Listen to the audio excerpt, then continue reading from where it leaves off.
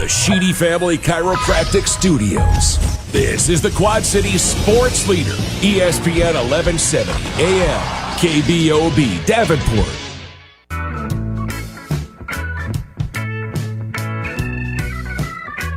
Ladies and gentlemen, boys and girls, Quad City sports fans of all ages, Town Square Media is proud to present to you the best Quad City sports talk radio show in the world.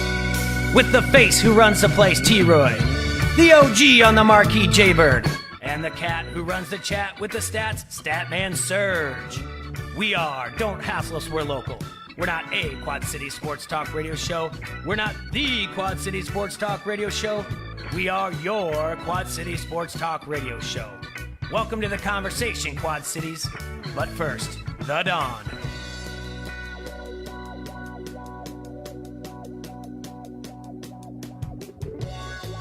It's going to be a beautiful Thursday in this luscious Quad Cities that we're living in. Leah, Thursday? the bomb Mathis in the house. Hi. Jay, the stick Foster. The stick. And Trouble effing T-Roy. Yeah. Wow. We are here rocking I'm like glad Don that's Dokken in the greatest castle of them all. The Hassle Castle, that is. You know, we're not we weren't the first yesterday to tell you. I don't know if we're the loudest, but we're the proudest. We're entering the second half of 2020, and we need that 28-3 comeback more than ever. If the Cavs can come back, down 3-1 and win The Patriots Larry can O'Brien beat trophy. the Patriots can come back and beat the Falcons. The Patriots can come back down from being down 28-3 at halftime to the Falcons.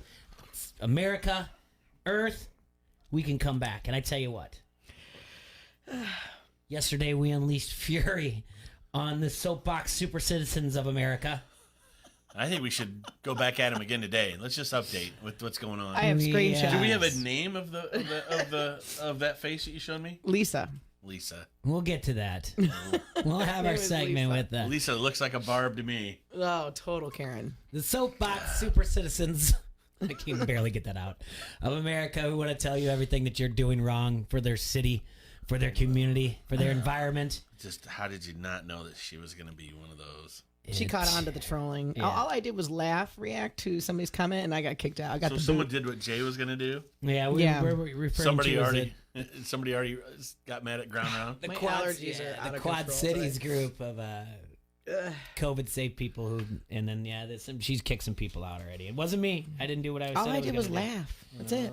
It's And fun. then, just when you think you're getting your I grips thought around things- liberals, Jay, they didn't want us to ban and not go to places. No, equality, tolerance, and love, as long as you agree with everything they say. Oh, that's right. My bad. I forgot how they work.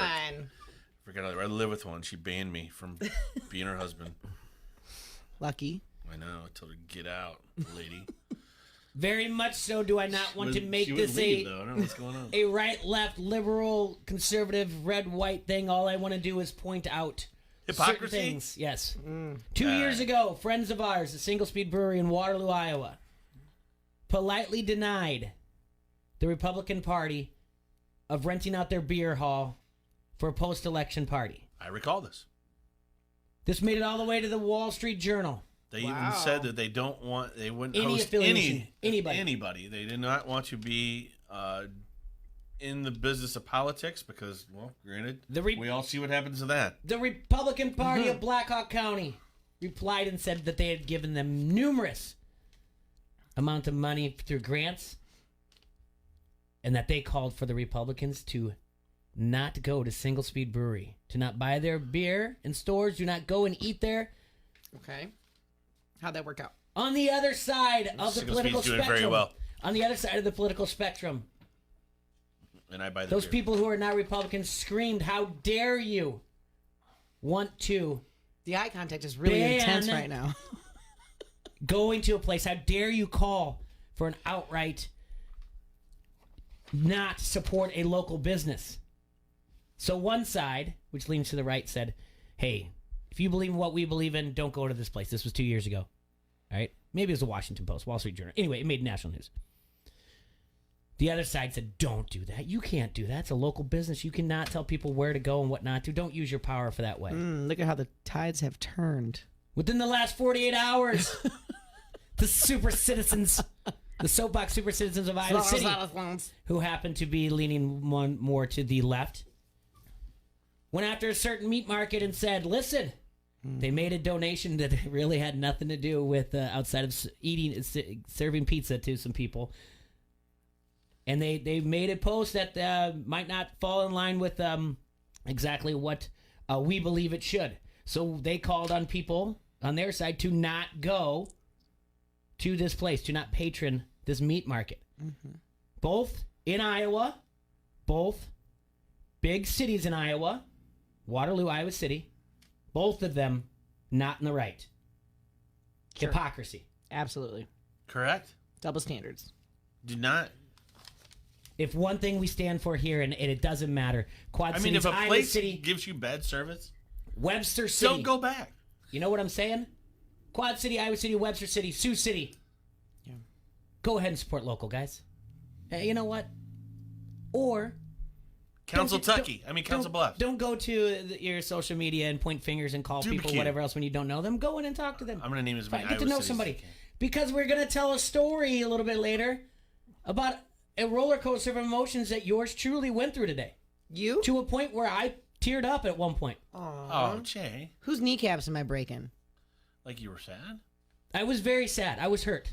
Oh, well, don't be hurt. Why it's would you okay. be I'll hurt? tell the story later. I mean, everyone kind of knows. I know the story. You're not on Twitter, guys. And the thing is, the majority of people in our area, our listeners, they're really not on Twitter. Twitter is it's very big in politics. It's very big in sports. So the people that have been following the story today on Twitter are more sports related, and we assume that since you're listening to this in the Quad Cities, you're watching on Facebook Live, but your social media probably is majority Facebook. Mm-hmm. This whole thing that transpired today happened over Twitter. Okay. And it consumed my morning. But to the point where I think it could be a good thing, I just don't know, and we will get to that story. All right? We will talk more about it because we have to tell the whole story. The whole story, nothing but the truth, so help you God. Like that's something that had nothing to do with me. Yeah. But we have to talk that. 12:30, we're going to have Joey Downey on. And then I am working on an interview this afternoon. That at one point at 1 o'clock. We do have our segment. But if that has to go to the wave side for a little bit, it does. I'm working on an interview that is very important, and you guys will know more when I tell the story why it is important. It is my relationship with a certain Robert T. Green, who we brought up when Kaker was on the other day, because he's the guy that has been part of pre-post game sports and has gotten, I guess, you would say he's the representative for Iowa football athletes who are saying that there was problems, that they were mistreated. Disgruntled. Disgruntled when they were at the University of Iowa. And I'm not here to tell you to badmouth him, because I'm not. I think when I tell you what he has said numerous times, we are not friends, we are not enemies. I invited him to be on the show, and I'll take you through the roller coaster, and I'll let you know when I was the most hurt out of this whole thing. But we will go over all that. Goodness. If there's no sports going on and this happened, so I'm not the spokesperson for calling this man out, and I think maybe he's afraid. Not afraid. I think he's just apprehensive that we're going to come foul and hard at him. But somebody did call him out, so we're going to go over that. We're going to go over that. Yeah. I think my prediction. Yeah. When I was recklessly speculating on his motives of being a money grab. Yeah. Someone might have uncovered it. Oh goodness! So Jay's gonna go through that. I can't wait. It's gonna be exciting. I don't even think I want to know. That's called, if you're not in the industry, it's called a hook. That means you guys got to listen to me and Leah make booger jokes until Jay brings up. I do want to say congratulations to WNBA player Maya Moore, who was on Good Morning America today with Robin Roberts, who sat out her WNBA year because she wanted to bring justice for a man wrongfully convicted. Jonathan Irons, whose bid for freedom from a 50-year prison sentence was embraced and pushed by WNBA star Maya Moore, who walked out of a Missouri penitentiary on Wednesday, nearly 4 months after a judge overturned his conviction on charges of burglary and assault, writes New York Times' Kurt Streeter. Why it's important is she was the best player in a sport, and could go down as their Mount Rushmore if you look at that on the Mount Rushmore. She left in her athletic prime. to seek justice, and now he's free. So congratulations to her. It's a story. You can read more about that at ESPN if you will. Is she going to come back? That's the Yeah, kind of she'll come protest back, yeah. I can get behind That's right right. there. 100%. There is pressure building to change the Redskins' name. I don't think that's anything that we don't disagree with that. I go ahead, change it. I think we've all been around people that have either called them R words or just called them the professional football team in Washington.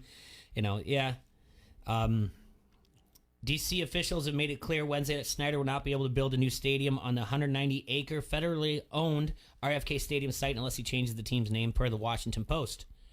There is no viable path, locally or federally, for the Washington football team to return to Washington, D.C. without first changing the team name, said D.C. Deputy Mayor John Balciccio. If I said it wrong, I apologize to Mayor John. The time for the name has ended. There is no way to justify it. You either step into the century or you don't, said U.S. Representative Raul out of Arizona. So, fine with that. Whatevs. Let's come up with a new name. Let's come up with a new name. Ooh, I don't want to get in trouble. Why? Well, I'm thinking... Be respectful. I'm Wouldn't you respectful. But yeah. No, you can do the both. Easer A's is a You guys know my shirt that I wear. You can do says both. Caucasian. Easer A's is a fan of the team, so watch the play. Facebook thing, see what he says. You can play the devil's advocate. Like, you can turn around and you feel like, oh, the Washington Generals, right? And someone may be like, Why would you say the generals? Generals.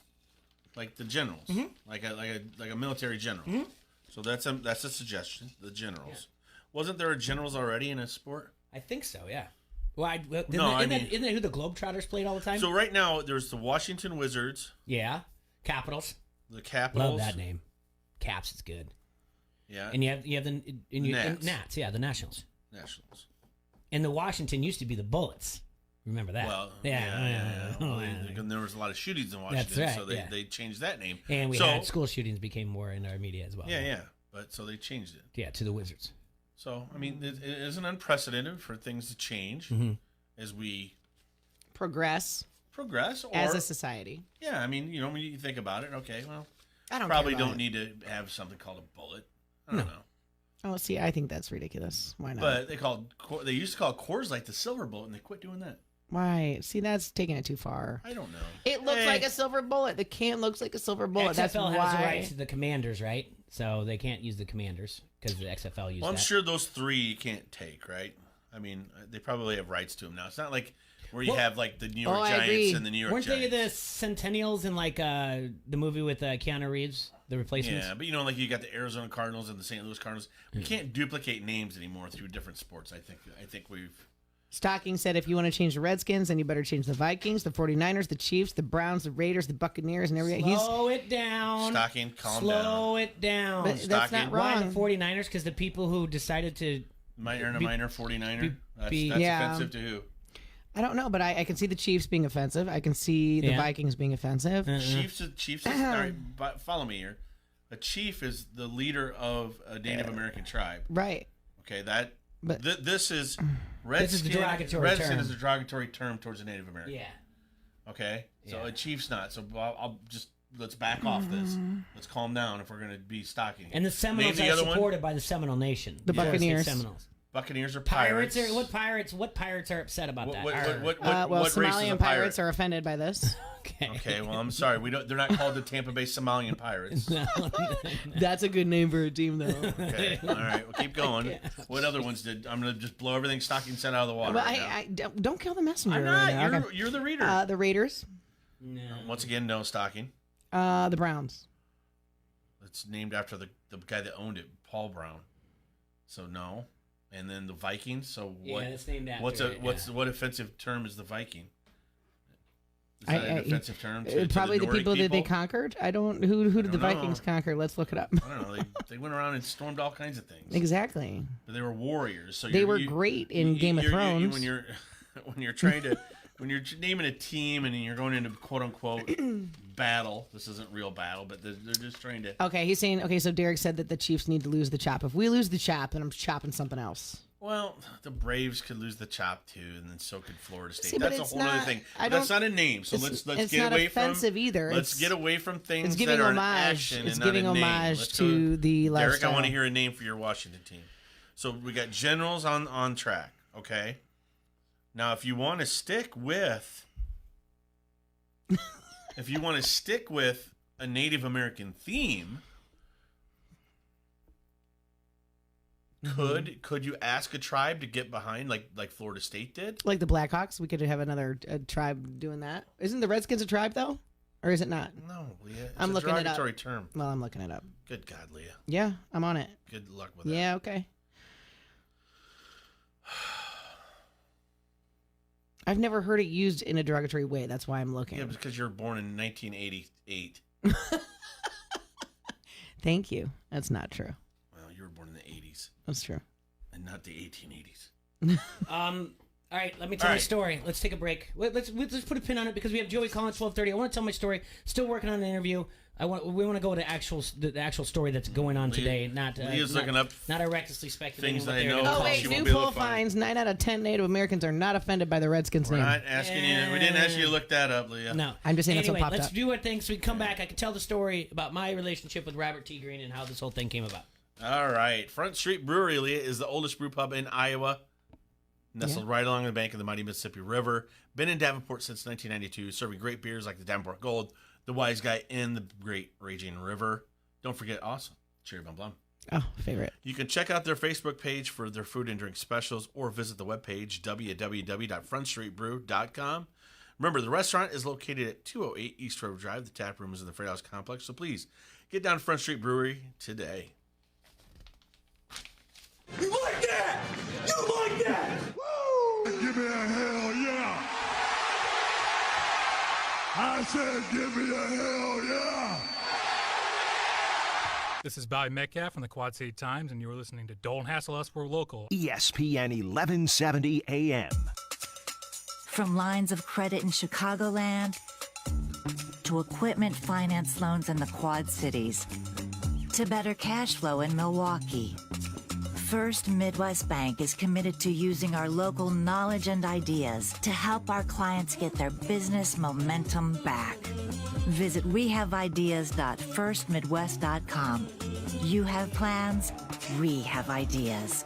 First Midwest Bank, member FDIC. See, very intrigued by the Dan Le Batard Show on ESPN Radio. If you want to have black friends, go to where there are black people and spend time there. Whether it's a black club or a black restaurant or a black party or a black, just anything. Even what I call the black neighborhood of your job. There's usually, most jobs have a black neighborhood. It's usually not the executive suite. And hang out there. At first, they'll kind of ignore you. Then they'll be cool to you. Then they'll start calling you white boy blank, whatever your first name is.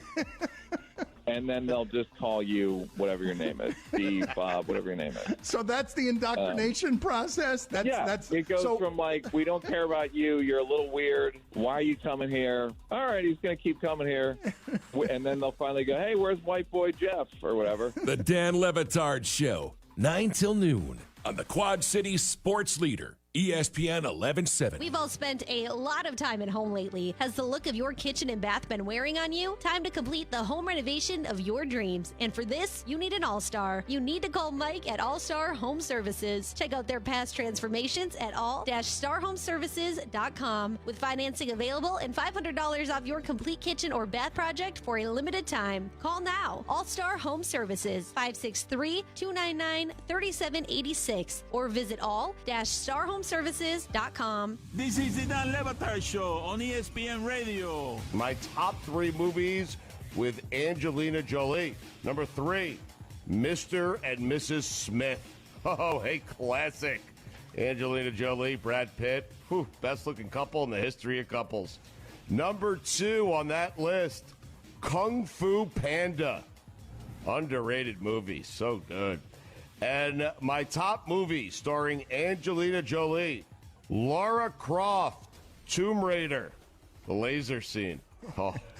That's not. What happened? Stugotz, are you talking about Entrapment with Catherine Zeta-Jones? Oh, yeah, that was a mistake. Whoops. But Lara Croft, Tomb Raider. The laser suit.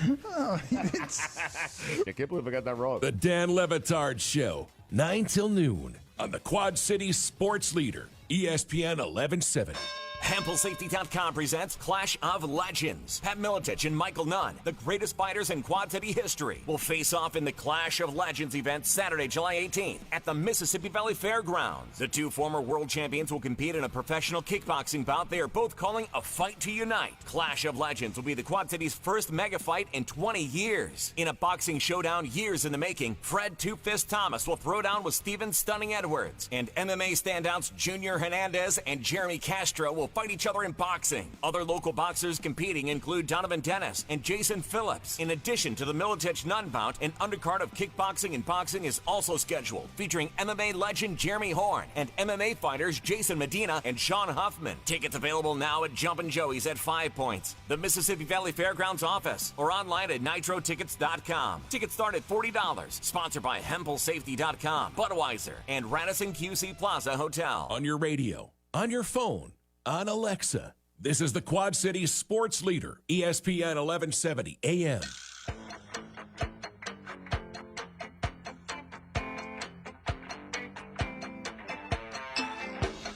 All right, everybody, we're back here in the Hassel Castle, and you know what's happening.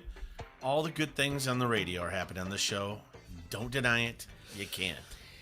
So on Tuesday, we had Tom Caker from Hawkeye Report on the show, and we were talking about a gentleman named Robert T. Green, who is, we would say, representing former student athletes at the University of Iowa. How many so far? Just Akram? No, there's, I think, at least 3. Remember, we had the George guy on? Okay. And then there's another one that he just released as well. I haven't really got into too deep into it yet.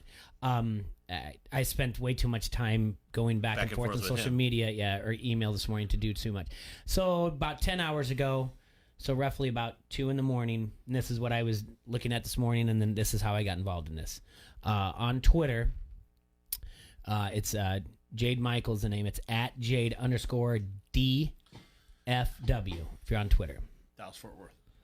And he wrote, this is where it starts. He makes a thread. Why is Robert T. Green involved in releasing statements from former Iowa football players and families? Is he a lawyer? No. Is he an organizer trying to change the system? No. Is he seeking to profit off of the situation? Yes. Ooh. Was he hired specifically for this purpose? Yes. So he goes through and he shares messages that he has back and forth with this gentleman. Robert says to Jade in a message that was yesterday at 5:18. My company was hired to represent and to be the spokesperson for the former Iowa athletes and their families in regards of having their voices and stories heard and organizing to bring the attention of what happened to the African American athletes at the University of Iowa. You can see all videos and statements and content we provided on my page on Facebook, Robert T. Green, or pre-postgame LLC. So then Jade goes into his narrative. So now on the thread, this is on part 2 of the thread. So now that we have established that Robert T. Green and pre-postgame are hired guns to represent and be spokesperson, who hired them? Sharonda Phelps, the mother of Akram Wadley. Why? On to part 3 of the thread. Why would Sharonda Phelps and Akram Wadley, who as recently as March were very happy to have their son, brother, Donovan Wadley, receive interest from Iowa to the point they went to the Iowa staff asking for a scholarship offer, want to hire the at players rep 1? That's his handle on Twitter, Robert T. Green. Sharonda and Akram gave this glowing review and interview of Iowa football, Kirk Ferentz, and the Iowa experience overall after 5 years in the program, and he shared a story on HawksCentral.com. Then he went on to keep writing. So back to the question, why Robert T. Green in the pre-post game? Do they have a deeper role purpose? Yes. What is it? To gather up as many former Iowa players and families for purpose of legal action or threat of legal action to achieve monetary settlement, a class action. Now he shares a message from Robert to him that came at 6:34 p.m. yesterday. Don't have to pay anything outside of the attorneys if the attorneys pick it up. So you don't have to pay anything outside if the attorneys pick it up and win based on if the case will bring monetary value to you based based information individually or group based on the level of evidence. You would not be paying me or anyone else directly. Okay, so that's the thing. So he would get his settlement through the lawyer. Yeah. Then Jade writes, Robert T. Green stipulates that players or their families should release a statement through him that is reviewed by him and his attorneys. Let's have him explain the process in his own words. And then he shares what he wrote to him at 5:58 or 6:58. He would send the email statement to me and content he has to me. I would need to speak with him on the phone to get the full picture. We will put it on his behalf. Regarding the information, if it reaches the level of indisputable bullying, racism, or oppressive ways, we will look to have his reports reviewed by our attorneys and then look to see if what is possible based on its merits and legal statutes with the group that has spoken out on Iowa. Goes on, then he says, Jade Michael on Twitter writes, Robert T. Green has everything go through him before a statement is released. He reviews the statements, helps craft it, determines what goes into it, and what is discussed by the player. They determine how to best tell the story, not the players or their families. Then he shares what Robert shared with him at this time at 6:15. You guys can do that if that's something that he can do prior to sending it to me. Once we get the information from you guys, our team will proceed on what we need to do, best tell the story, and move further if the information reaches that capacity. Then Jade Michael writes, they're also desperate to gather as many players and their families as possible, as quickly as possible, because the time to threaten legal action is of the essence. Shares another thing. In this particular matter, I do apologize, but time is of the essence. Simply due to Iowa is going to try and put out their findings and try to move away from what has transpired as soon as possible. So then he said, Robert T. Green is also having players such as Akram Wadley scrub their Twitter account of any tweets that directly contradict the statement that he put out this week. Tweets like this: the problem is they didn't bother to do it before the statement was released. Not smart. And Akram Wadley released this on June 25th, 2019. Missed those days I had to wake up at 5 a.m. and chug about 6 Powerades, 3 waters, 2 shakes, and eat breakfast before 7:30 a.m. workouts to make weights Mondays after a wild weekend. And then he wrote, only the real ones can relate. So remember, he came out and said that I had to do these things and it was terrible. And now he says he missed those days. He said there is a good, necessary, and important movement that started when players like James Daniels and others spoke out. Players should not be heard and change should happen. That has happened. This is happening. And there's a few more things in there. I guess the last one will be what is good. What isn't good is when bad actors like RTG and others use this movement and former players and their families for their own selfish purpose. Which is even worse is when Iowa media members other than David Holt, and he's tagged on here, refuse to look deeper. Okay. We'll get into my story here soon, but this is where I come in. Right, so they're just back and forth. No, so basically he catfished this guy. We can only speculate that he says that he either has a child or he has a family member or he himself, and this is pure speculation. Jay does not want to make it like any notoriety towards him. He doesn't want to make it be like, he doesn't want to make it about him. I asked him to come on the air, and he just said, "I'm not here to make this about me. Okay. I'm just exposing what the media has not done," and he did it in a few hours. So we can only speculate that he either said, "I have a family member," or "I myself am a former Iowa football player, and I have some things to say." Okay. And this guy basically is messaging him back saying, "Does that?" Now we don't know exactly what was said to RTG, is Robert T. Green, who I refer to as RTG. He could have said a lot of things, and he could have told him lies. He doesn't share what's in there, all right? Mm-hmm. But I kind of feel like he catfished him. Right? Yeah. Like, because it goes on a little bit longer, and someone says, "Did you catfish the guy by sending him emails to get those responses?" And he gives the Robert Redford gif where he just smiles and looks and noddingly. All right. So on the air on Tuesday, I said I'm going to reach out to this guy. So I did. I shared this thread, and I said, we reached out to @player1. I'll get the right handle, and I apologize. I've already said it once, so I'm not laying down. But his handle, Robert T. Green. I put Robert T. Green, and then his handle. No response. All right, and this is when Jay finally gets a response. This is when I get involved. I'm nervous. So basically, this guy has exposed Robert T. Green for what when Kakert was in here, and right before Tom got here, I said, you know what? I don't know what's going on, but I'm going to recklessly speculate. It seems like a money grab to me because of the fact that it's very convenient for these things to come out right now. Yeah, of course. Because of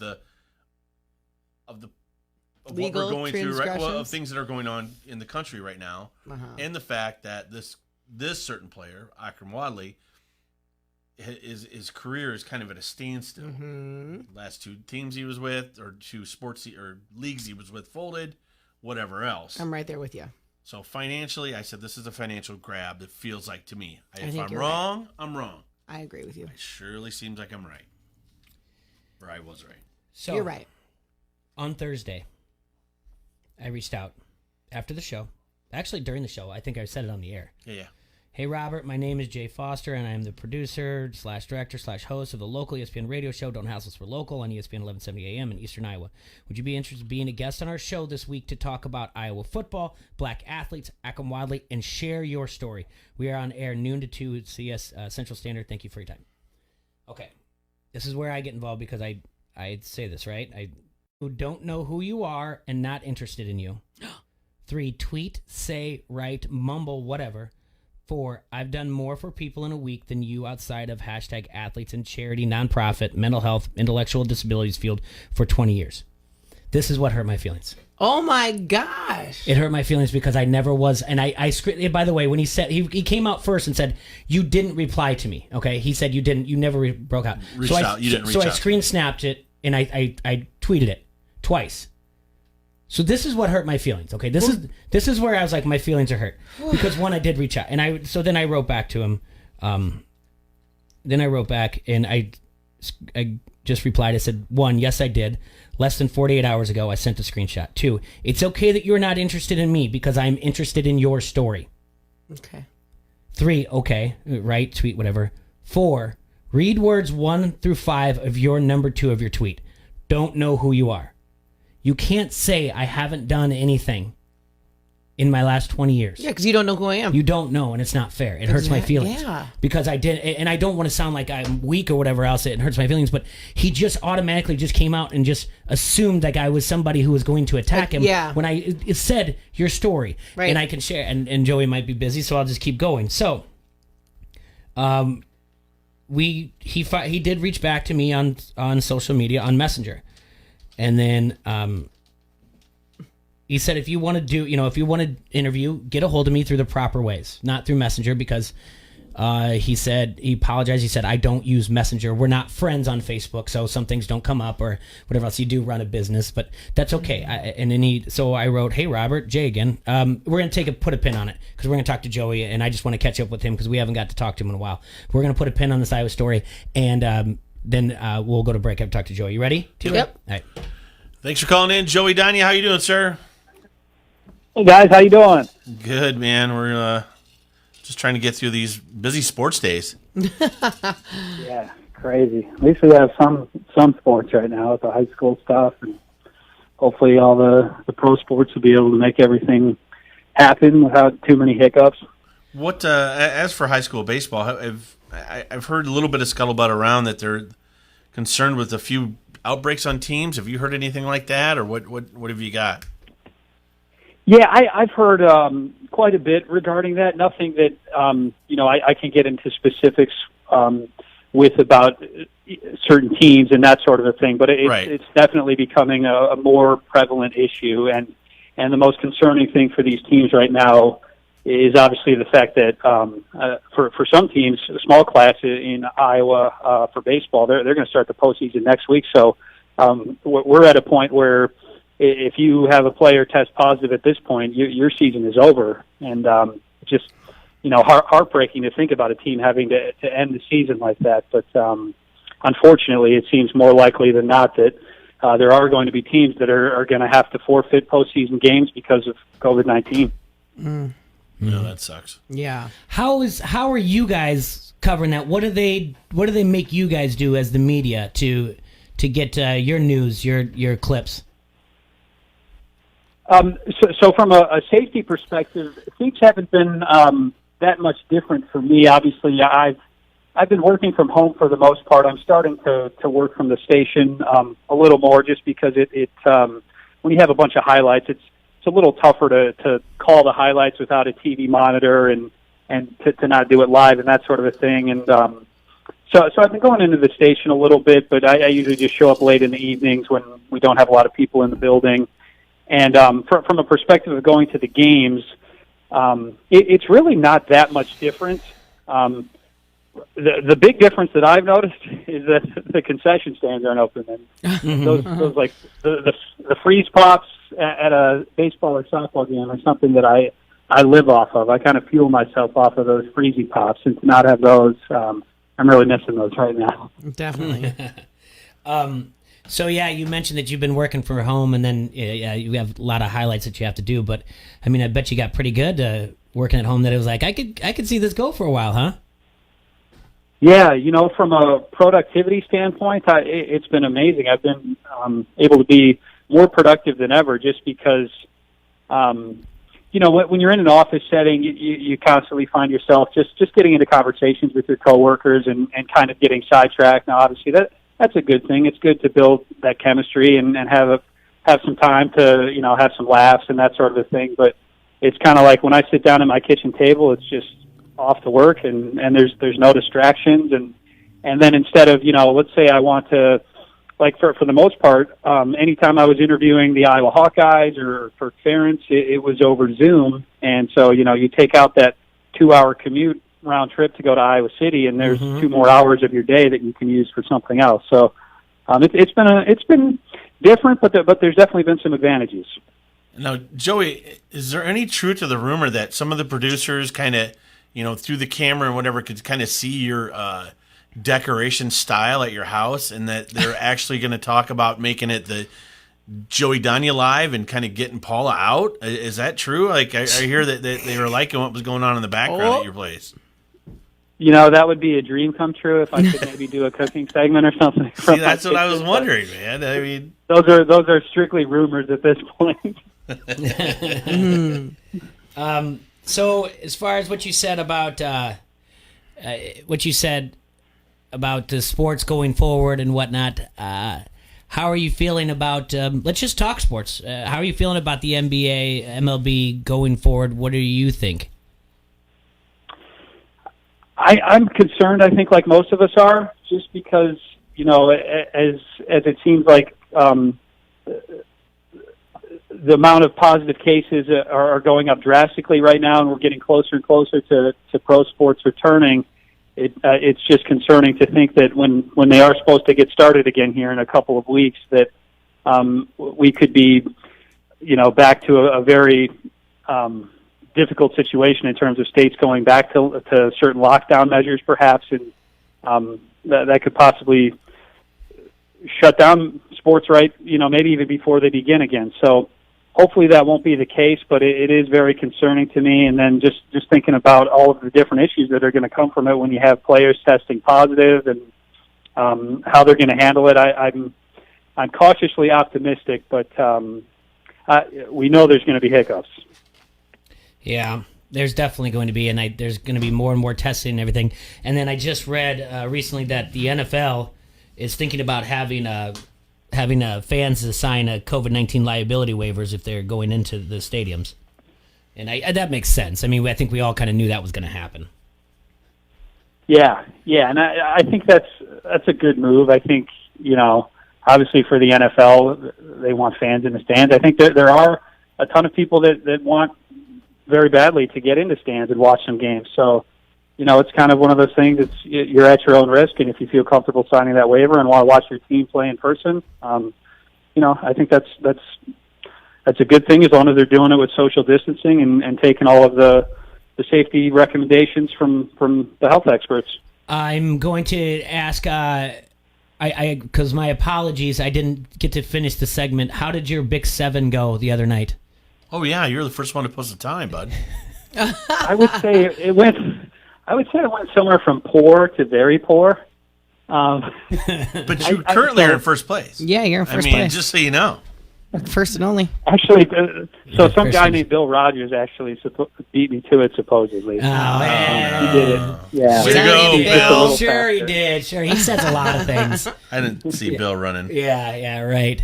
Yeah, it's funny because I was thinking about before I called in here the last time I had been on with you guys, and I think it was for the Bigs last summer. And it's obviously, gosh, that's just such a special event here in our community, and to not have it this summer and the John Deere Classic coming up now, what would have been next week, it's really disappointing. But we're trying to keep the spirit of the Bigs alive at Channel 6, and we're still going to do a show on what would have been race day to just try and hopefully put some smiles on people's faces and that sort of a thing, and still make us all feel a sense of togetherness. Yeah, really, the summer has pretty much been destroyed with the lack of... Never. Well, I mean, in a way, but yes, Leah, never.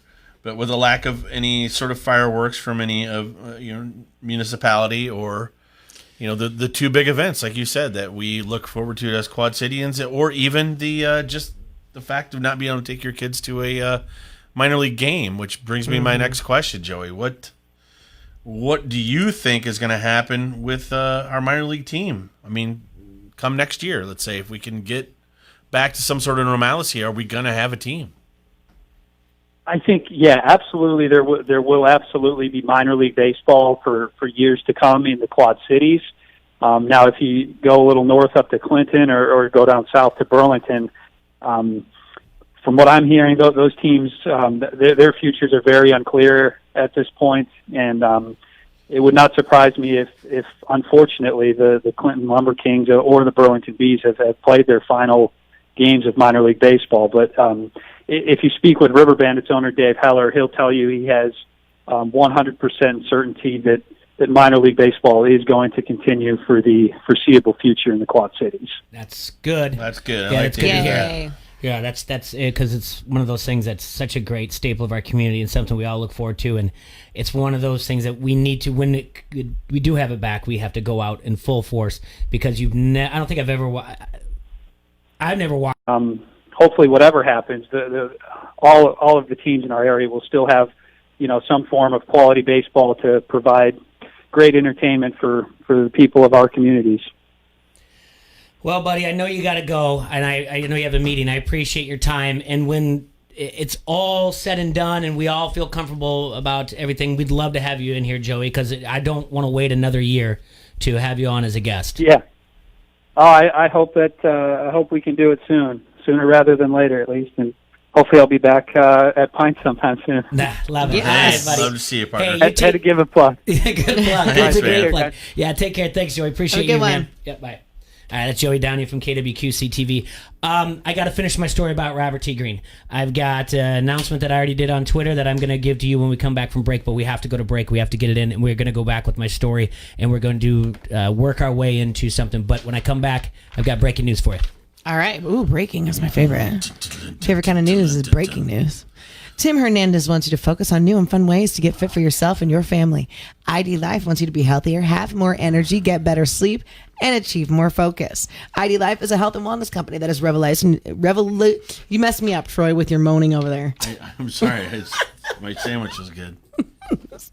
Revolutionizing the industry with customized nutrition. The ID Life name stands for Individually Designed Life and was founded on the principle that no two people are alike, especially Troy and everyone else. So everyone has unique nutritional needs. Tim Hernandez is your guy in the Quad Cities to offer you personalized guidance that is tailored specifically to your health factors and personal goals. Do you have health problems that may be holding you back? The doctors and scientists develop what nutrients you should be taking and what supplements will benefit you the most. Go to qchealth.idlife.com to sign up for an unconditional, no questions asked, 30-day money-back guarantee. Call Tim Hernandez today at 563-508-7221 so he can show you that what makes ID Life different is you. You like that? You like that? Give me a hell yeah. I said give me a hell yeah. This is WQAD's Matt Randazzo, and you're listening to Don't Hassle Us, We're Local on ESPN 93.5. Which stage of life are you in? I'm shopping for a new house and can't believe I'm a grown-up stage. How on earth do people afford college stage? Or I never have to think about work again stage. No matter which stage of life you're in, First Midwest Bank has the knowledge and experience to help you. Visit firstmidwest.com/everystage. You have plans, we have ideas. First Midwest Bank, momentum for life. Member FDIC, equal housing lender. Golick and Wingo. You guys are saying 2 wins in 4 years makes you a dynasty? Boy, you guys are watering down the dynasty. Look up the definition of dynasty. I don't even know what the actual definition is, but I bet it says something about Googling the best. now. So if you're not the best. If you win 2 in 4 years, and Patrick Mahomes rattles off a few MVPs in there, because I think that's the other part of this that we're not giving enough credit to when you talk about these dynasties is you've got identifiable greats. You've got the names that can go right along with it. Right now, while Andy Reid is going to get a bunch of credit, Patrick Mahomes seems to be elevated in a place all his own. I'm with you there, but I am not going. And as much as I love Andy Reid and would love for him to be part of a dynasty, there's more work to be done there, and I will not go with 2 in 4 years. Dynasty is defined as a noun, a line of hereditary rulers of a country. Okay, you know it. All hail Mahomes! Golick and Wingo, morning 6 till 9 on the Quad Cities Sports Leader, ESPN 1170. The 2020 Bix race has slowed to a crawl. So instead of running 7 miles up a hill, walk with us 0.7 miles on a bar crawl. ESPN 1170 wants to see you July 25th for the Crawl 0.7, presented by Hotel Blackhawk. Not only will we be crawling 0.7 miles together, but while you bounce from bar to bar, you'll have a chance to win $1,000. Thanks to Analog Arcade Bar, Armored Gardens, Kilkenny's Tavern, Up Sky Bar and Lounge, Max Tavern, and Hotel Blackhawk. Sign up today on the ESPN 1170 app and crawl with the best. Escúchame, it is the Dan Le Batard Show on ESPN Radio. Amin El Hassan here. By the way, I just want to point out real quick, Dan contacted me over the weekend. He was very emotional. It was very touching. I appreciated Dan. And Dan apologized to me for what was happening in the country. And I said, Dan, it's not your fault. Like, you're not the one who needs to apologize. And Dan said, I thought you were a waiter. I said, you know what? I take it back. Maybe you need to apologize a little bit. I did. When I met him, I did. I'm super wokatard. You know I'm super wokatard. And when I met Amin El Hassan, who had worked at the network for, I don't know, many months at that point, I thought he was a Clevelander waiter. Guilty. The king of woke. Guilty of obvious racism. It's, it's a little bit of racial profiling in everybody, right? The Dan Le Batard Show, 9 till noon on the Quad Cities Sports Leader, ESPN 1170.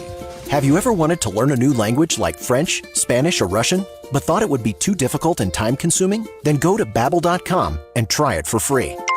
Babbel works because it's built around real life. It teaches you everyday practical conversations that you will actually use. In 15 minutes a day, you'll be on your way to speaking a new language in just a few weeks. Babbel uses a modern conversation-based technique that makes language engaging, fun, and memorable. It starts by teaching you words and phrases. Then, sentences gradually get more complex. Soon, you're practicing short conversations about real-life topics. Babbel is created by language experts who use the spaced repetition method to help you learn quickly and remember what you learned. With Babbel, you can speak a new language. Babbel, language for life. Now try Babbel free. Just go to Babbel.com or download the Babbel app and start learning a new language today. That's Babbel.com. Babbel.com. When sports news breaks and you're at work, you won't miss a moment. Download our free mobile app now. This is the Quad Cities Sports Leader, ESPN 1170 AM.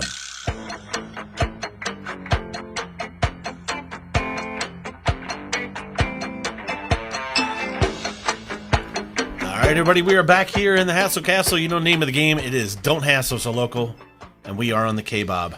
Okay, if you're just tuning in, we just got off the phone with Joey Dania from KWQC. Before that, I was sharing my story that of my odd relationship with Robert T. Green, who is the man from pre-post game that is representing players that it's going on that have disgruntled, I guess is the word, with the University of Iowa football, and he is, gaining some former Iowa football players, and they're sharing their stories of the mistreatment that they had at the University of Iowa. Now, I took you through the Twitter of that we had that got me to where it was, and then how I shared something, and then he said, you didn't reply, And I gave you my responses, and I want to catch you guys up to where we were at, because he originally says like he doesn't reply back to these things or whatever else, and because we're not friends on Facebook. All right, and I'm like, okay, I get it. Sure. I'm understanding, and he did say on Twitter like, hey, hey, I'm sorry, I didn't see it, and I said, I wanted to say I accept your apology, but it was still kind of like we're not friends on Facebook. It was kind of, it just abrasive. Yeah, I just felt like, because in my head I was like, I accept his apology, and I think that's, but it was just, I read a little bit more. But anyway, he did end up messaging me on Messenger, because I said I just want to know I wrote to him again and said, hey Robert J, again, please send me the proper way to request an interview, email or DM, whatever you prefer, and we'll expedite the interview process. We will not share your contact info. Meaning he sends me an email or a personal number or whatever else. I wasn't going to share it on social media and be like, hey, bother this guy, whatnot. It wasn't my thing. Sure. So he wrote, good morning, Mr. Foster. First and foremost, you should know how Facebook works. Mr. Foster. Hey, this is a formality. Mr. Faster. Okay. First and foremost, you should know how Facebook works. You don't know how if you're Facebook not works? a friend on page, messengers go into a separate spam box. That folder I never check. We have websites, emails, and phone numbers that we do business in. If you are trying to reach me, and after it goes through my team's process. That's professional, and that's the only way it's going to get done. So trying to discredit me or what we do is something that is never going to happen. We don't work for you or ESPN, Iowa, or Kirk Ferentz. Internet trolls don't warrant a response. Secondly, I will be forthright. We are not friends. Wow. But we are not enemies either. I don't need to do your show or any show to justify, validate myself, or what my company was hired to do. I could care less about the amount of followers I have or that you have. Keep in mind. Okay, amount of followers you have. Okay, then he says, I do care what happens with and to these athletes. I will educate, empower, and protect them against anyone. I don't care what people's thoughts are on me or about the win-loss record or how great you have been at winning on the efforts of someone else.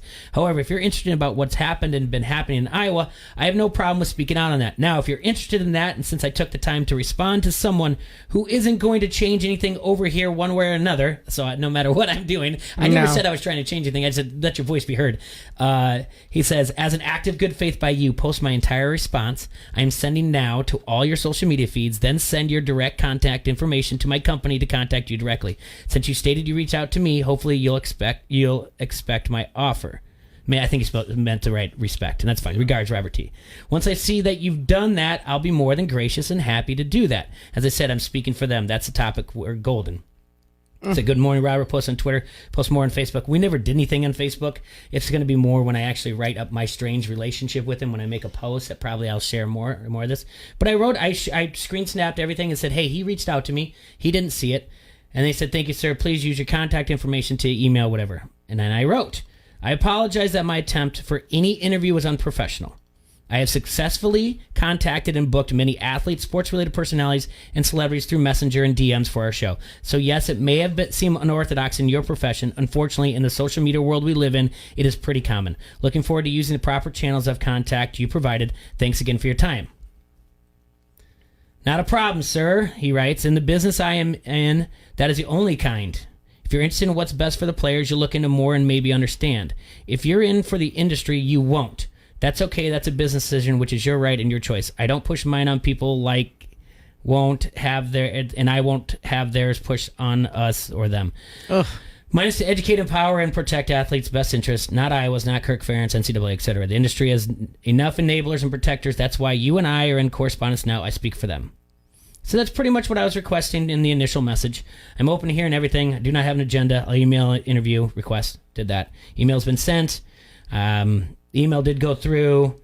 He asked me to do something else in regards to Jada's thing. I don't know what he wanted me to do. He just wanted it to be like that he feels like people are saying that he's ducking me, and I had to go back a couple times on Twitter. I jumped through a lot of hoops for RTG, by the way. More than I probably should have, and more than I probably would have said to other people. Did you jump through this many hoops for Pat Sajak for me? Pat Sajak, they were basically like, you're going to have to pay a lot of money for Pat Sajak. They toast a pound sand. Yeah. But it Do was they like, know that I'm a great American? I got as far as like, you are a great it was American. going to be just a lot of... All right, so I'm going to cross Sajak no, off my list.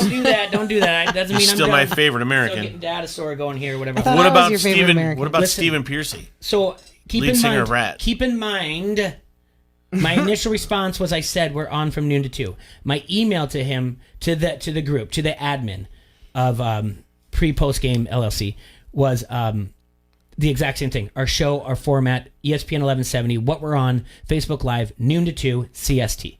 My response was... That's Central Standard Time, Leah. Yes, my response that I got was... Clarification.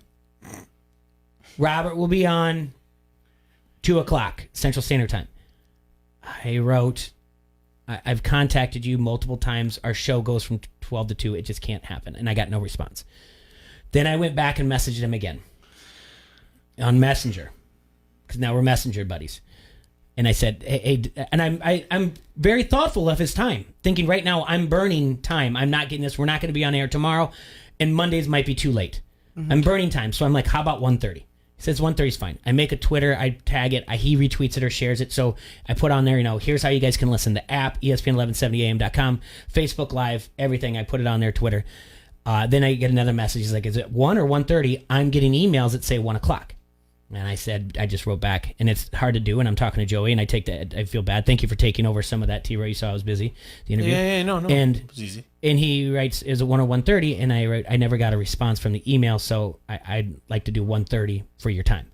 Because I am mindful, if he's like, no, and I asked, and I did request, I'm like, at least 20 minutes, but he wants to go further. Now we only have 30. Now, if it's a conversation that he wants to have and continue, we can do it again on Monday. It's fine. I know he is going to be on Pat Hardy's show. I saw that on Twitter that tomorrow morning, which is good. I think he's given them 15 minutes. I don't know if he'll give us 30. I'm willing to listen to everything he has to say. Yeah. I will tell him over the air too that I'm very apprehensive that at any time he's going to hang up on us and not give us a full story. The way that he has spoken so far. Yeah. About what he thinks I am and what we stand for is we're part of the system that to say we're not friends. We're not friends on Facebook. But like I said to you right before the show, to me it just feels like it's easier to make friends than to make enemies. Oh, yeah. So you don't need to point out we're not friends nor are we enemies. I get that. I understand we're acquaintances who just happen to do this. But I've through Messenger and direct Messenger, I have gotten a hold of athletes, sports personalities, celebrities. Well, numerous people. Become friends with them. I mean, how many different... I mean, I know I asked you how many of you got through just doing the Facebook Messenger, right? That's what you used? When you say that's how we got to be friends with AC? Yes. What other athletes? Tyson. Okay. Tyson Blazer. Our guy, our Mojo, our golfer. Yeah. And I wasn't friends with him on Facebook. I reached out to him. I know there was somebody else famous we had in here. What about Chuck Long? Manders, okay, yeah. Manders, we got through that. No, Chuck Long was actually through an email. Actually, Kakert helped put that together for us. Okay, but we got to know Kakert through DMs, and Kakert will be in studio. I get what he's saying, but this is also a thing, and I hate doing this. And if RTG's watching, whatever else, and I can't confirm or deny, but there is someone that said like, "Hey, just to be honest with you," and they're on Twitter, and they're like, I contacted RTG through Messenger, and it was more on the lines of it was about the situation, like he wanted to give information, and he messaged me. So he's kind of giving you the story, and I can pull up the tweet because he's just defensive. I think he's on guard. He's on guard. The person that what he's trying to say there is the person saying if you had information that is going to help, Robert or be quote unquote become a client, he's more apt to reply to you right away rather than if you're what Jay seemed as a member of the media, and he didn't know your quote-unquote motives. Yeah, I gotcha. So right now, he's probably very apprehensive of coming on to any sort of media thing in the state of Iowa because he feels that everybody here thinks he's the enemy. But if he stands behind what he's saying in his story, then you'd want to be heard, wouldn't you? I agree with you, Leah. That's very eloquently put. Well, thank you. Appreciate that. It must be the glasses. Jay, while you're doing that, Leah, we do work vigorously off air. It's not just always going outside smoking a cigarette, is it, Leah? No, it is. And we came up with some Washington names for the Washington football team. Well, you're busy. And Jamie just put a pin in it, but guess what? I found another balloon and I blew it up. Are you talking about the names that we came up with? Yeah, the names that we came up with. So Jay started out with, so we have 5. Okay. Okay. Jade said the Generals. Uh-huh. I said the Senators. Uh-huh. We came up with Potomac's Mm-hmm. and the Stripes, as in Stars and Stripes. Uh-huh. Now, the last one that we came up with, I think we have it, everyone. Mhm. Are you ready out there? Troy came up with this all by himself. E's or A's? The Washington Pigskins. And now explain why. Everyone knows that a football is a pigskin. Okay. The Washington Redskins now are Mhm. often referred to as the Skins. Yes. You can keep that Skins part of it. And then also with pigskin, you pull in the fact that the Hogs, which were their guys on the O-line for many years, and you have a fan base that comes with hog faces and things like that. Yeah. You keep that involved. Mm-hmm. And then you basically just change your logo on your helmet to a football of sorts. The Washington Pigskins. I'm fine with that. I like it. Okay. So there we go. On Twitter. Daniel Snyder, I expect a couple $1 million for that. Some residuals. Now back to what I was saying. On Twitter, John Rowe goes at the handle at JC Roeder, said, "Do you know what's funny? I just had an exchange with Robert T. Green on Facebook this morning. He replied within minutes of my 2 messages, and I'm not friends with him. And it's okay. He didn't see it. But again, I don't know why I took so much, why it hurt my feelings so much when he was just saying that he's done more in 1 week than I've done in 20 years. Or to say, like, call me a liar, or say he didn't care. I don't know he if didn't care about me. And I'm it sitting there bothered saying, you because it made you a little angry because it's like he's automatically assuming of you of what you are as a human being, and you are not trying to be assuming of him at all. Right. You basically asked the man to come and tell a story. He's just on the defense. When we do, and Kaker's going to come in, and when we do this, we have to, this is one man who's on a telephone. We're in a studio where we can see each other, and we know when to break or whatever else. But we do need to ask him certain questions. And Tom probably will, honestly, if the three of us in this room, we're all going to probably be in agreement that Tom can run this any direction he wants to, and we'll be along for the ride. Oh yeah, I mean, I don't really have a specific question. I mean, what I want to say to Robert is, I watched one video about the man, learned a little bit about his life, as in, I know he was shot 5 times as a young man, and he was an athlete. And from what I couldn't watch the rest of the video because we were having problems with the internet at the time. What happened after that? Was he not able to continue his athletic career? From there, what led him to become the founder of this company that he's with now? Okay, those are the small things I want to know. I mean, as far as it goes with Akram, I'm a fan of Akram Wadley. Loved him as a Hawkeye. Jay, I think we cheered for his success when he was in the AAF and the XFL. We tried really hard to get him on as a guest. We wanted him on because we were really excited that we had an Iowa Hawkeye member in the AAF. I remember you guys talking about him, yeah. And like I said, if I said this before, we cannot sit here and discredit anything that Akram said about what happened to him in his time at Iowa. What we can speculate in is getting tied to what this seems like a money grab. Mm-hmm. Now that... Well, but we're entitled to have that opinion. Let's put it like this. But follow me here. I mean, there's the term called gold digger applies in many ways. A gold digger can be a woman that marries a rich man, or a man that marries a rich woman, or it can be someone that, if I accuse this rich person or somebody of money or something that has money of wrongdoing, or if they've done wrongdoing and I can apply my situation to it, maybe I can get me a little bit of gold out of that. We call that a financial opportunist. Maybe I can get gold out of them their hills. Yep. Agreed. And so is that what's going on? It certainly seems like it to me. The timing and everything. I'm not saying that this man's intentions are bad solely. Burden of proof falls on him, though. The burden of proof falls on him to tell his side of the story. If he doesn't want those estimations out there, then he needs to come forward and explain himself. Assumptions, yeah. Estimations. That's a word too. Okay. Well, all right. Trying to help you out. Friend of our show, Adam Rosso, when he messaged me, he's like, "I'd really like to know the end game, and I want to know the end game." What is the end? Is the end game to get the coaches fired? Is the end game the truth? without monetary. I don't think so. Or is the end game just the truth, and you want people to know what's going on? He wants reconciliation, financial. There's multiple things that could be the end game, right? It could be the truth, just to expose that. But his truth isn't the truth. His truth is his own personal experience. That's not everybody else's. So to accuse somebody of doing this consistently with people of color is not the truth. RTG is collecting multiple stories. Okay. So is it to expose just the truth, to embrace, to empower the athletes like he says so often? To be a launch pad for voices? Is that what he wants to be? If he was truly going to be a launch pad for voices, he wouldn't have interacted with you the way that he did. He would take every opportunity as an opportunity to tell a side of the story. I know that if I'm telling the truth, I want everybody to hear me. If I'm not, you know what I mean? That's kind of the way I felt too, where it was just kind of like, why is this so hard for him just to say yes? Yeah. I get that I don't trust that you're an actual show, maybe, because he just kind of got catfished. Well, but at the same time, all right, let's give him the benefit of the doubt, Leah. Follow me here. I'm listening. We're media to him.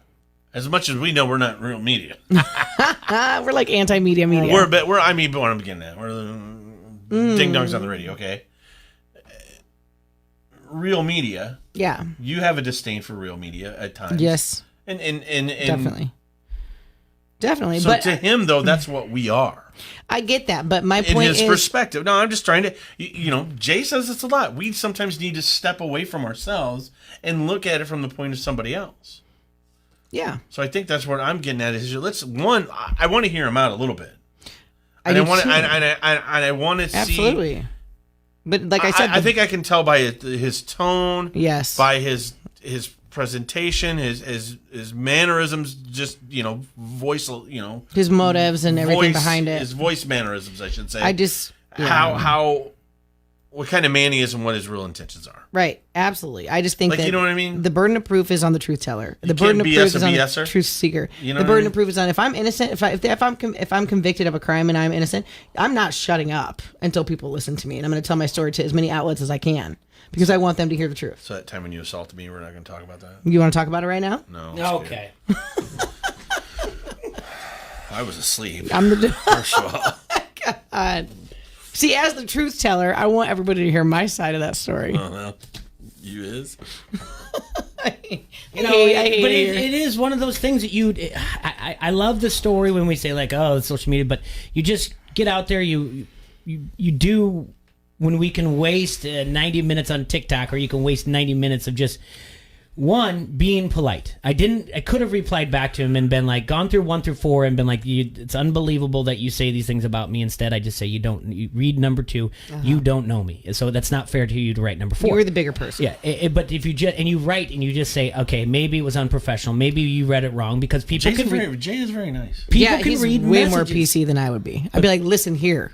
Everybody knows what I was saying. But without seeing my face and my reaction, my nonverbal, you don't really know how true my words are. Yeah. So all it has to do is just take a step back and go, it may have seemed unorthodox to you to get a message from a random person that you're not friends with on Facebook. It's worked this way before. Now for him to say like you're just being a part of the industry, you're not taking the right professional channels to get people on. Well, you know what? It's still Jay, think about it. I thought of another person. Amateur. Huh? I reached out to Pat Miletich that way. I mean, unlike Leah, I don't get direct text messages from him. Well, you're not as cool as me. So. Oh, really? No, I understand. Hey, I just want to point out that assumation is an actual word. Okay. I just looked it up. Well, you're an assumation. You're an ass-you-mation. Now, I will. I am appreciative of his time. I'm looking forward to it. Kakert will be in studio too with us. We're getting a lot of good support. People, from Twitter. And they're going to be on and going to be listening, which so I appreciate that. But it is a weird. This is a type of thing where you have to, on Tuesday when we had Kakert on and we looked at this and we said we have to explore everything about this instead of jumping to conclusions and saying like, this is absolutely wrong, this guy is not right, or RTG or Akim Wiley's not right, or this person that said that they're not right. You have to look at everything and you have to do the deep dive. And that was the thing I probably, and I don't want to say wasted my time, but I didn't hit the gym today. I cleaned the bar. I missed out. I didn't walk the dog. I was busy trying to make sure. What's the name of the guy that catfished him? What's this guy's name again? That was Jade Michael on Twitter. It's at JADE_DFW. All right, so Jade Michael, because those are the questions I want to ask him. With some of the things that Jade Michael's showing on his Twitter, this is on Twitter, right? Mm-hmm. There's some things on there where he's basically showing that, you. Yeah, what the things that he's replying to him back and forth. He's like, Jade's not showing the questions or things that he's giving to Robert. He's just screen grabbing what. Yeah, what did Jade? How did Jade Michael reach out to you? What were his? Yeah, don't get frustrated if he says I'm not here to talk about that. Okay, don't get frustrated. I'm not. Yeah, I'm just saying he might just say like I'm here for a player empowerment player. Well, that's what he's going to say. We don't know that. I want you to go into this right now with an open mind, but don't get frustrated. Jay, I'm going into this just like we did with Ziggy. Yeah, that one went well. Did I not handle myself with style and grace? Yeah, you did. Yeah. So all the T-Roy's in the place with style and grace. Yeah. Oh my gosh! Allow me to lace. Lyrical face, all your touches and your bushes. Ooh, give me goosebumps. And how dare I can't believe we're gonna waste all that good League of Their Own content.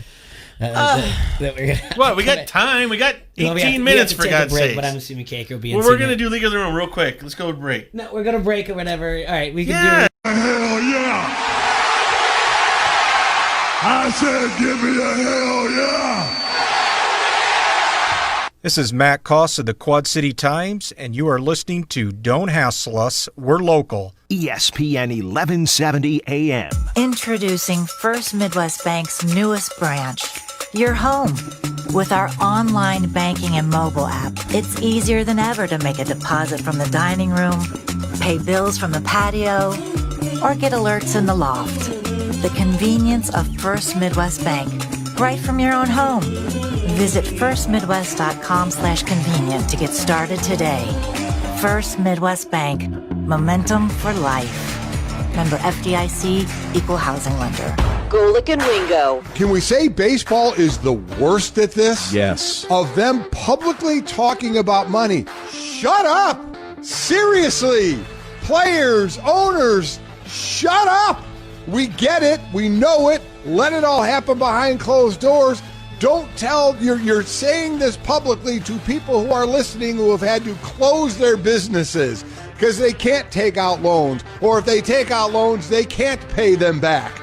It's just, again, true, but tone deaf. Just like we didn't want to hear years ago an NBA player say $1 million doesn't take you as far as it used to. Latrell Sprewell couldn't feed his family on $4 million. Have a little bit of common sense about your surroundings of what you're doing. It blows my mind of just, oh my God, biblical proportions, we're going to lose this money. Golick and Wingo, morning 6 till 9 on the Quad City Sports Leader, ESPN 1170. River Valley Turf is your family-owned and operated John Deere dealer, specializing in both lawn and garden and commercial equipment. From walk-behind mowers and lawn tractors to utility vehicles and compact tractors with a variety of attachments. Everything to get your toughest job done. They also have a huge inventory of both new and used John Deere outdoor power equipment in stock and ready for your test ride. That's right. Try it before you buy it. Stop in today and see what River Valley Turf has to offer. Conveniently located in Davenport, Silvis, and online at rivervalleyturf.com. With the loss of a loved one, planning a fitting service can be a real challenge. At Whelan Presley Funeral Homes and Crematory, with our personalized service and attention to detail, you can be confident the service will be everything you wished for.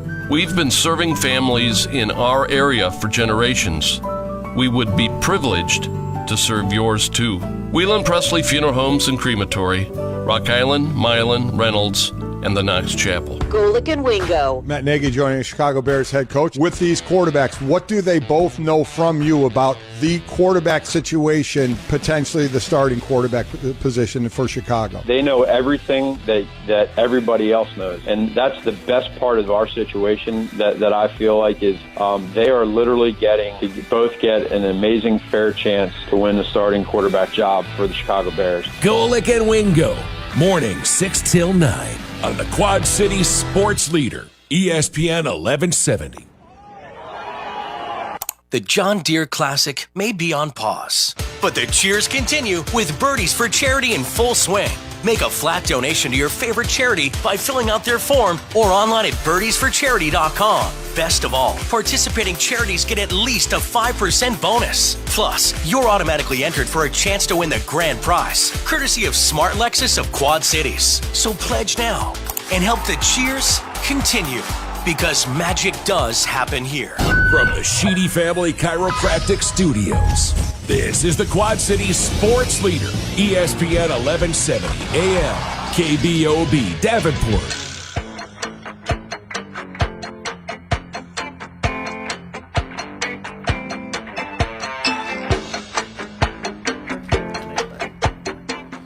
All right, everybody, we are back here in the Hassle Castle. You know, we're brought to you by Dunright Satellite Dish. And Jay, what's wrong? Nothing. Oh. Just don't pay attention to the conversations we're having when we come back on. Nothing at all. Hey, everybody, Hey, we got to do our movie review Thursday. We're going to make this short and sweet, and Jay's not going to like it at all. No, I'm not going to like it. We are going into, there's a big thing going on. in Why can't we talk about this? Sure you can. Why not? Yeah, okay, because I feel it's League of Their Own. Yesterday was the release. Yes, of 1992. Yes. Yeah. All right, I'm with you. So the movie, everybody should know it, but it's based upon fact. It's the Women's Baseball League was founded during World War II because obviously the men were off fighting the war. They were at the drafted. time. Women weren't being drafted, and so they formed a baseball league. I want to say it was based. They had a character based on Wrigley, the chewing gum guy who owned the Cubs at the time. Yeah. Jimmy Dugan, played by Tom Hanks, That's is Jay. based on Jimmy Fox, right, Jay? That's Jay Foster. And then the rest of it is... You're Jimmy Dugan. You are a little Jimmy Dugan. He is Jimmy Dugan. The I way know he right cared now. about the people, the way he was, but he was still kind of like, his business. Just kind of chewing on his tobacco.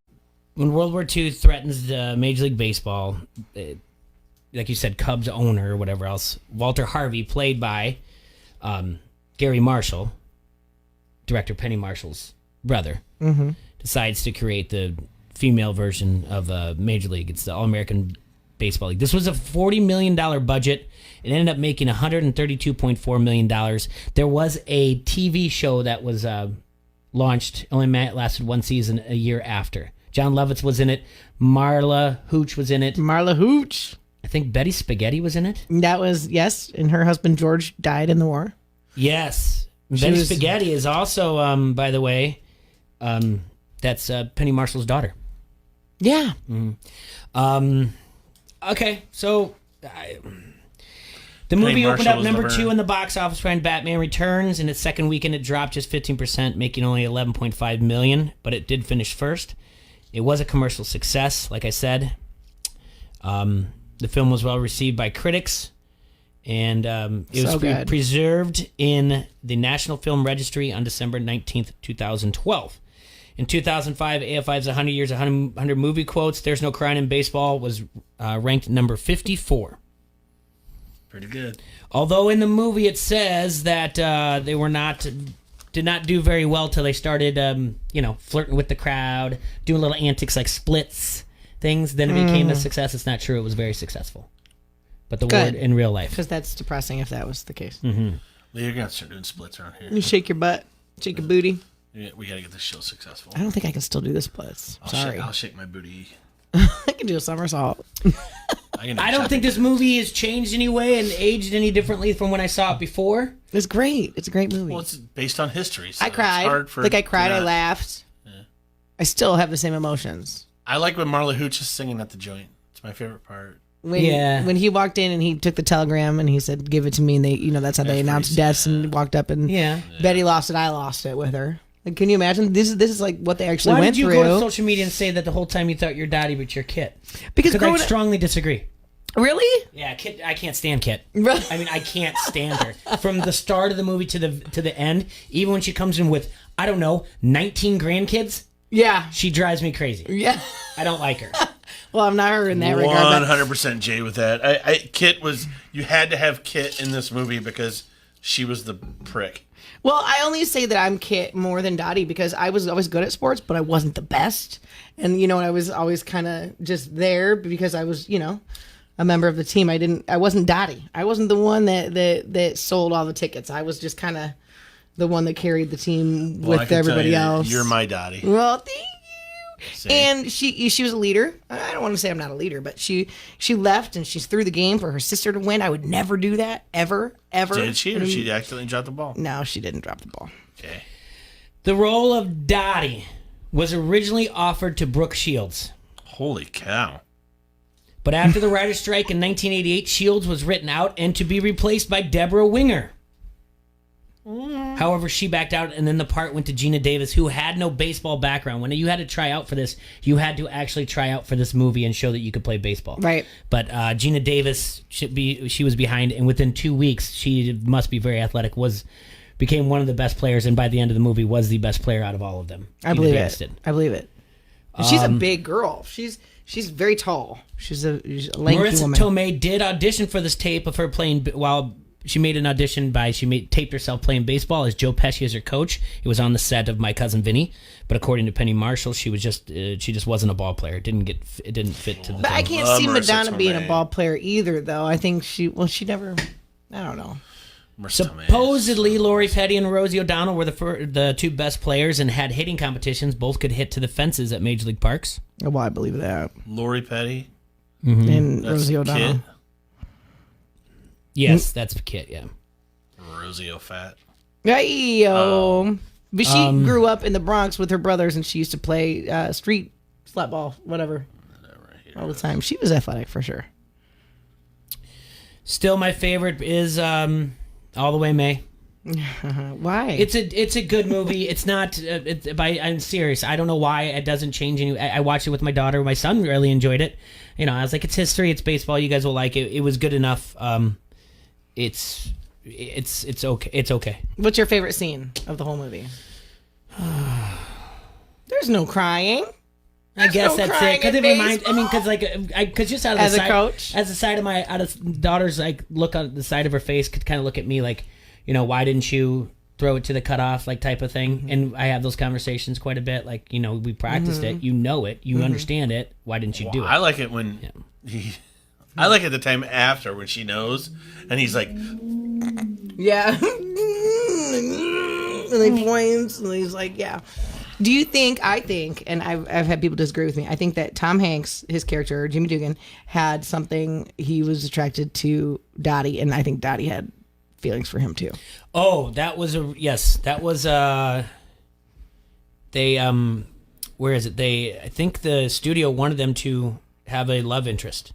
And it ended up getting cut out. Well, I would hope so. Her husband's off at war. If she did that, she would be an awful person. Yes. So basically, according to...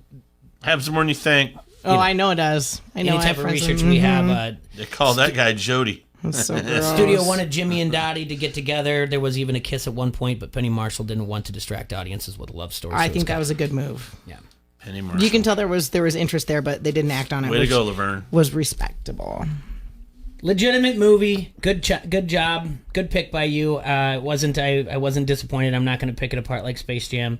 There's not too many flaws or anything like that. The strawberry scene, my daughter really liked because she doesn't slide all the way or anything. Absolutely, I've had that. I've had that bruise many times. But let's regroup. Let's just do a 2-minute quick break. Okay. It will get my last ad out that I have to do for the studio. Okay. In case we go longer because I'm not going to interrupt our plan. Well, you looked at me like, whatever else. I just want to do a quick break. Okay. Which one? Just read whatever, because I have to get these ads for the studio, for the business side of it. Everybody, there's live music this Sunday at Pints. That's right. It's Sunday Fun Days with Brundies and Friends. This week, we got our main man, Carl the Hitman Beatty. We'll be playing live 3 to 6 on the Partio at Pints. So come on in, enjoy the best Sunday Fun Day prices you can find. $2.50 domestic trash, and $3 you call it. Let's have a blast. Let's beat COVID together. Drink fun and be merry on the patio this 4th of July weekend at Pines, 5268 Utica Ridge Road. This is Lobo from Lobo Salsa. You're listening to Don't Hassle Us, We're Local. ESPN 1170 AM.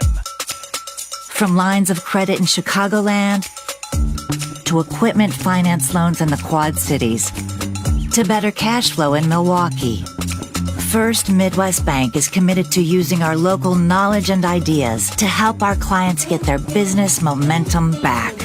Visit wehaveideas.firstmidwest.com. You have plans, we have ideas. First Midwest Bank, member FDIC. Message and data rates may apply. Help! Seriously, I am too young for hair loss. My hairline keeps creeping back. Receding? I got this bald spot. It's thinning everywhere. I'm gonna have to give up and shave it. Dude, put down the razor, because Bosley, America's #1 hair restoration expert, is about to give you your real hair back permanently. Don't ignore the signs of hair loss. Bosley is giving away an absolutely free information kit that reveals all the signs, and a free gift card to anyone who texts TAP to 85850. Bosley will show you for free how great your hair could look. Using the latest technology, Bosley's solution to hair loss is permanent and protected by the Bosley Guarantee. Plus, since Bosley has new non-surgical options, you owe it to yourself to text now for an absolutely free information kit and a gift card for $250 off, no matter what level of hair loss you have. Text TAP to 85850. That's TAP to 85850. Car old? Need it sold? Get rid of that old car and do a good deed at the same time. It's the Arrowhead Ranch Annual Auto Auction coming soon to Coal Valley. That's right, it's back. Donate your car, truck, SUV, or motorcycle, and if you live within 40 miles of Coal Valley, they will even pick it up, even if it doesn't run. All donations are tax deductible. Call 309-799-7044 or visit them online at arrowheadyouth.org. Car old? Need it sold? Arrowhead Ranch Annual Auto Auction. Stay tuned for an auction date in Coal Valley. Talk about local sports. Don't hassle us. We're local. Noon till 2 on the Quad City Sports Leader, ESPN 1170. Yep. Welcome back to Don't Hassle the Local here on ESPN 1170 AM. Just want to remind you, Just Doors QC is a proud sponsor of Don't Hassle for Local, and just like Quad City's only local sports talk radio show, Just Doors QC is locally owned. They specialize in interior and exterior work like trim, baseboards, crown molding, and so much more. Whether you need to replace a front door, closet door, Just Doors is the right call. Get a hold of Paul Shelley at 309-657-8541 to get started. Help change your home into a dream home. He brings an air of professionalism to every opportunity he's offered, big and small, and will treat your home as if it were his own. Go ahead and check out their Facebook page, Just Doors QC. Read the reviews and browse their before and after photos. Give Paul a call at 309-657-8541. It is a wonder what they can do. It's a front door. I saw Paul today, Jay. Oh, nice. He was pulling out of the gas station. I was pulling out of the bank. Oh, good. Did a little honk in the wave from him. Oh, yeah. We are in studio with Tom Kaker from Hawkeye Report. We are anticipating a phone call from Robert T. Green. Robert T. Green. We've been messaging him. There it is. All right. I will welcome him to the show. Sure. Welcome to the show, Robert. This is Troy J, Lee, and Tom on Don't Hassle Us Local, sir. Thank you for calling in. No problem. How you guys doing today? Good. How's your day treating you? Yeah, I'm good. I'm driving, so I apologize if I go in and out. Just ask another question. I'll definitely repeat myself. No, obviously, busy time for you, and I'll kind of let Jay take it from here. Or actually, Robert, I just had some questions. Standings. All we felt like to get out was the actual entertainment or the sports type of world. So most things that we did was revolving around sports, not really developing who we were as a character, who we wanted to be as a person, but more so without the game. That's what he was going to be. Now, for that exact reason, people that do not want to see you succeed in that don't want you to leave. And the more that you become successful in certain things, and that environment still being what it is, they try to stop you. And in particular, for me, I've always been, just like I am now as a player's rep, a person that marches to the beat of my own drum, so to speak, on doing things a certain way. I feel like that's going to get me to that point. And so, again, being a highly rated athlete at the time, I got jumped by some gang members, stabbed me and shot me. And it's crazy in the world we live in right now. I actually got jumped by gang members and the police at the same exact time. So I guess how you want to look at it, unfortunate, that I had to fight for my life against 7 to 8 gang members and 6 cops because I was swinging or whatever came my way at the time. But being told I never play football again, that wasn't something I was going to let happen. By doctors, I basically work hard to rehab and get myself together to get back into school and push myself forward. But at the same time, like I said, at this point in my life, the most important thing is when I say that story for that exact reason, to tell other young men that you don't necessarily have to be NFL 10-year veteran to be successful. You can accomplish whatever you want to accomplish. You can be just articulated, smart, and motivated to complete your dreams and goals, despite what happens to you when you're young and when you're in your environment. So that's part of why I became the player's rep in regarding those things. And unless I tell you that story, you will never know that. Yeah. Now, how old were you, Robert, when that occurred? 21. 21, and you were already then running back at a college. Or not a running back. I was a DB. DB. Okay. But again, I don't mean to cut you off. But again, No, I that's okay. called in the show to talk also about the guys from Iowa. And as I said to you guys earlier before, I know how this business works regarding trying to make a perception about somebody. I'm the ambulance chaser. I'm the drifter. All the things that people want to say. And like I said to you earlier, Mr. Foster, like I said again, I don't really operate through social media to get into debate. I do things to basically just make statements on things that I know to be true and leave it what it is. Okay. Again, it was no disrespect to you whatsoever, but I know there are people that online that stick listen to the show right now. A portion of them may be racist. A portion of them do not want to hear the facts of what happened to Iowa. A portion of them want to only see Iowa basically make it to the top, and a portion of them want to see you guys talk to me as radio show host and try to discredit me. Few and far between people want to actually hear about what happened with the active at Iowa, and that's why I'm here to do this show, and that's why I'm operating as their actual representation as a player's rep. And I as well. And so first and foremost, I think it's important to get your story out so people know a little bit of backstory of the voice that they're hearing instead of just automatically getting into what we're doing. So I think it's important to understand that because, as you pointed out, we're not friends nor are we enemies, but it's much easier to make a friend than to make an enemy. So to hear your story first is important. Yes. But let's get to where we are now in as far as Iowa, where we're located, football in your situation. How did your relationship with Wadley and the others begin? Right. So again, at the end of the day, talking how business works, I can simply say from a legal matter that I don't reach out to anybody, looking for anybody to represent them in any capacity. One, my company and what I do, for those who don't know, and I have people ask me, am I a lawyer? I negotiate contracts, I review contracts, I oversee people. My company audit, monitors, and vets service providers on behalf of the actual athlete. In the same scenario, when you talk about college recruiting and things like that, which people don't talk about, what goes into that, where someone can go in someone's living room and lie through their teeth, have them sign a national letter of intent, and then take a job elsewhere and then tell the kid you got to stay there. Or they can tell the kid you're going to be a DB if you come here in the moment that you sign, now you're a wide receiver. And then you tell them to cut their hair and so forth, and the list goes on and on and on. So regarding those things, that there are athletes and families at every level that seek our representation or our consulting regarding how to go about understanding the business that they're in sport. Pertaining to it is not widely, because like I said again, although Akron may be the one that, got the biggest light from that standpoint, but several Iowa families and several Iowa former athletes reached out to us regarding those things, trying to understand why their voice was not being heard. When, Ms. Phelps courageously put out that video on June the 10th, I had no idea who she was. I never met her a day in my life, never spoke to her either. The reality is, again, just so you guys know, and again, since you cover sports, this is not, and when I got involved, this was not going to be a Penn State situation with Joe Pa. This is not going to be a Michigan State thing with Dr. Larry Nassar. This is not going to be Ohio State thing regarding the wrestlers and things of that nature. I knew from what I do and how I do it regarding the actual athlete, I was going to make sure that when this, for the first time in sports history, a parent, regardless of what she did wrong, regardless of acting did wrong, regardless of how you perceive her, regardless of somebody says, oh, she wanted to get a scholarship, that has nothing to do with what happened in Iowa pertaining to these athletes. I understand how media works. I understand how the business of sport works. I'm not new to this game. I work with athletes at every level, from the high school level, lower, to the middle school, to the college, and to the pro level, and the transition succession planning.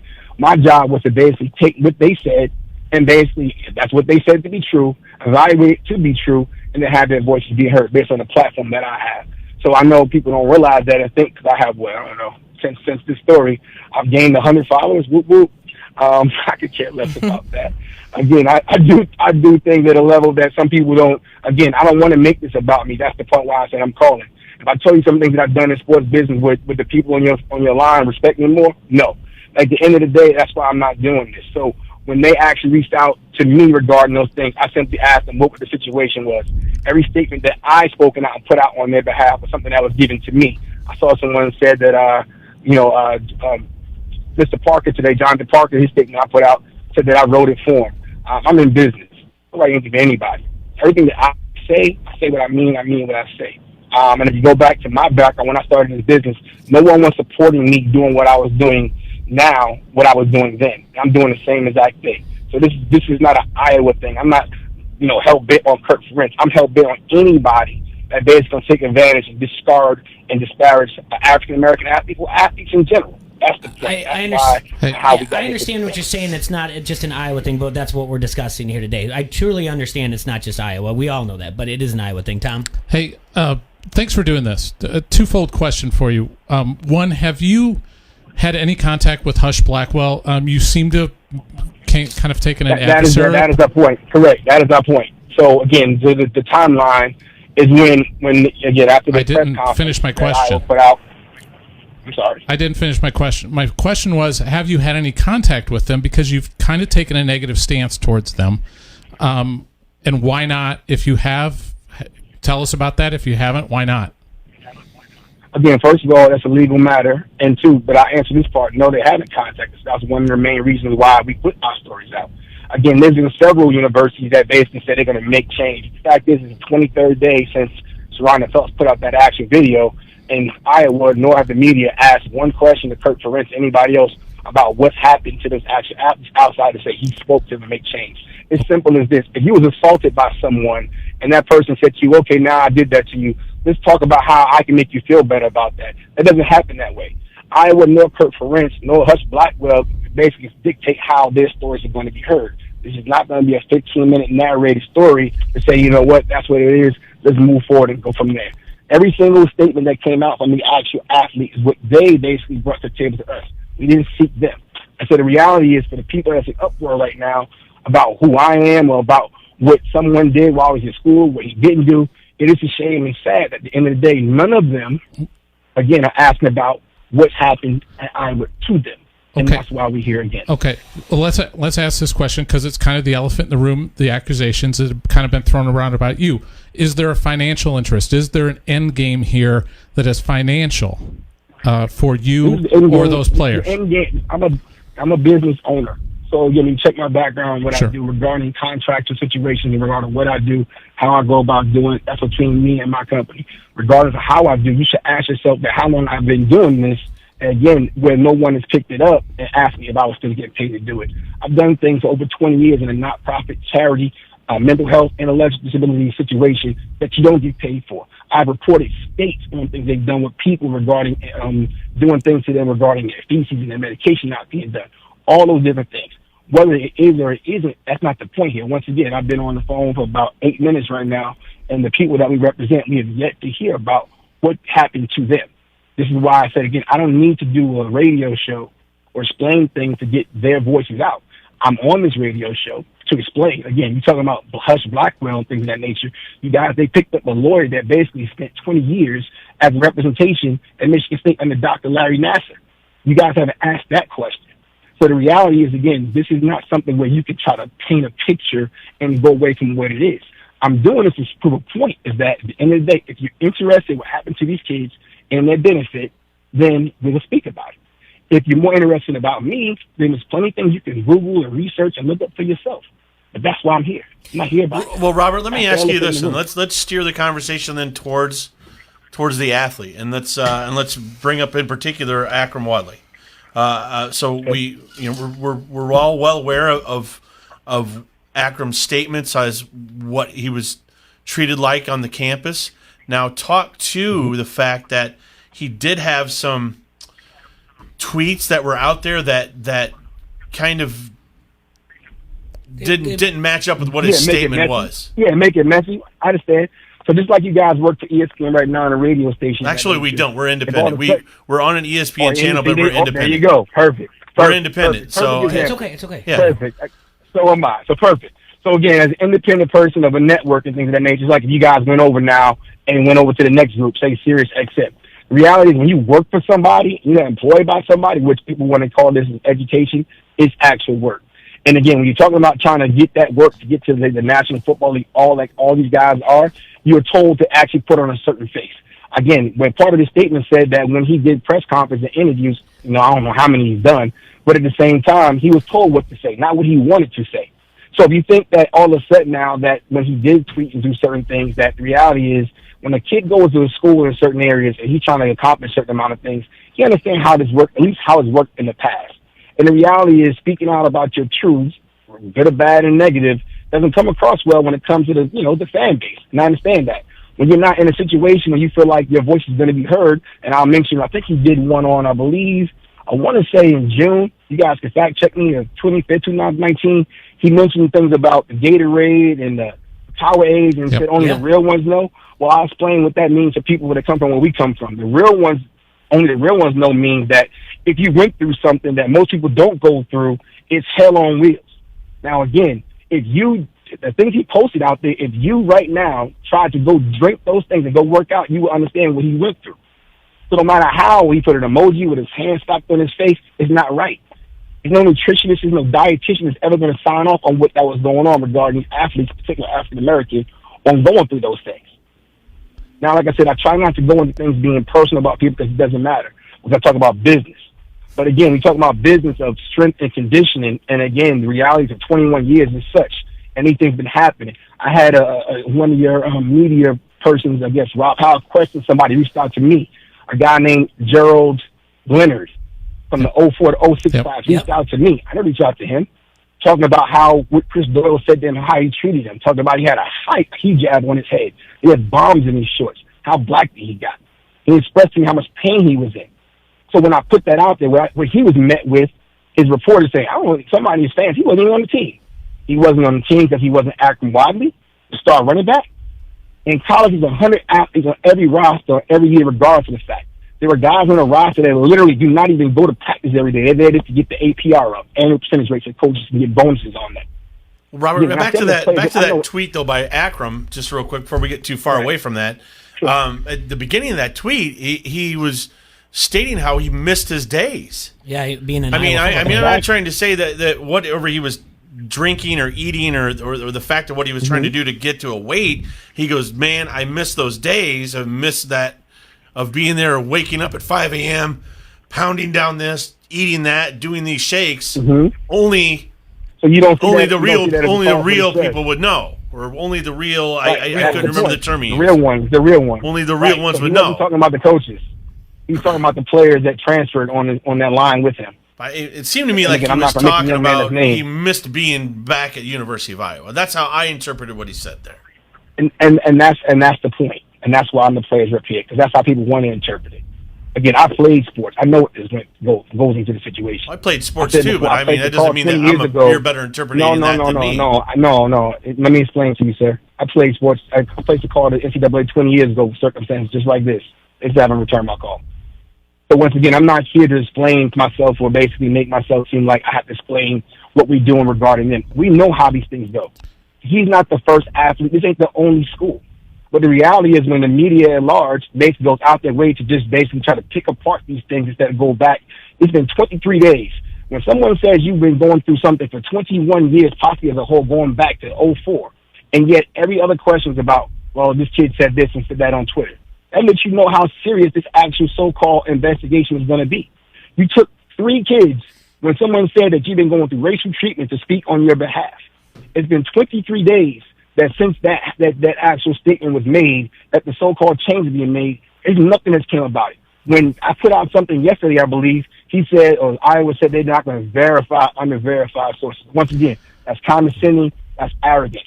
One, those athletes don't need to go back to the person that basically put them in a situation to get permission to speak out when they want to. That's how Iowa got in the situation in the first place. 2, at the end of the day, they reached out to me, and their voices are being heard. And like I said, as we're speaking now, we barely spoke about what went on actually on the actual campus. And I'm doing this for this exact reason. So for another request that we continue to get, and why we're doing it this way. So the same way the people that they hired as an actual attorney for an investigation, every single person that names are released to ESPN before, they have not been contacted by that person at all, that law firm at all. So what type, and this is exactly why the reason why these stories are coming out. Because when Iowa decides to say, you know what, this is what we found, and none of these names of these athletes and families are mentioned, then we know what we need to do from there. Hey, Robert, a question for you. Are these players planning a class action suit? Have you hooked them up with a lawyer? Have you suggested a lawyer to them? Are they doing anything like that? So this is what my company does. One, when they came to me, speak out as an actual representation of a spokesperson, it's basically get what they say and put it out from there. There again, like you guys know how this world works. There are thousands of lawyers right now that want to jump on this. And like how my company operates, regardless of the fact what people may believe, I only operate on the athletes and families' best interests alone. So the fact of the matter is that will be the decision that they as a group are going to make. But however, they do have representation of us regarding at the end of the day what's in their best interest. And what they wanted first and foremost, in the majority of the things, is to basically have their stories be heard the way they should be heard. There was no one in the main media, there was no one in the local media that wanted to take what these kids had to say and put it out front. I did. Okay, Robert, that's not true. That's not true. Okay. The story's been covered very in-depthly by the local media here since this story broke. Yeah, I mean it has been covered. So can we talk about exactly the things that I mentioned before about the Gerald Leonard that we moved off on from 04 to 06? Anybody that know that name? No, yes, I'm just talking about like the 50 guys that came forward on that Friday night. But they didn't come through with specifics about what it was. Sure. I know, and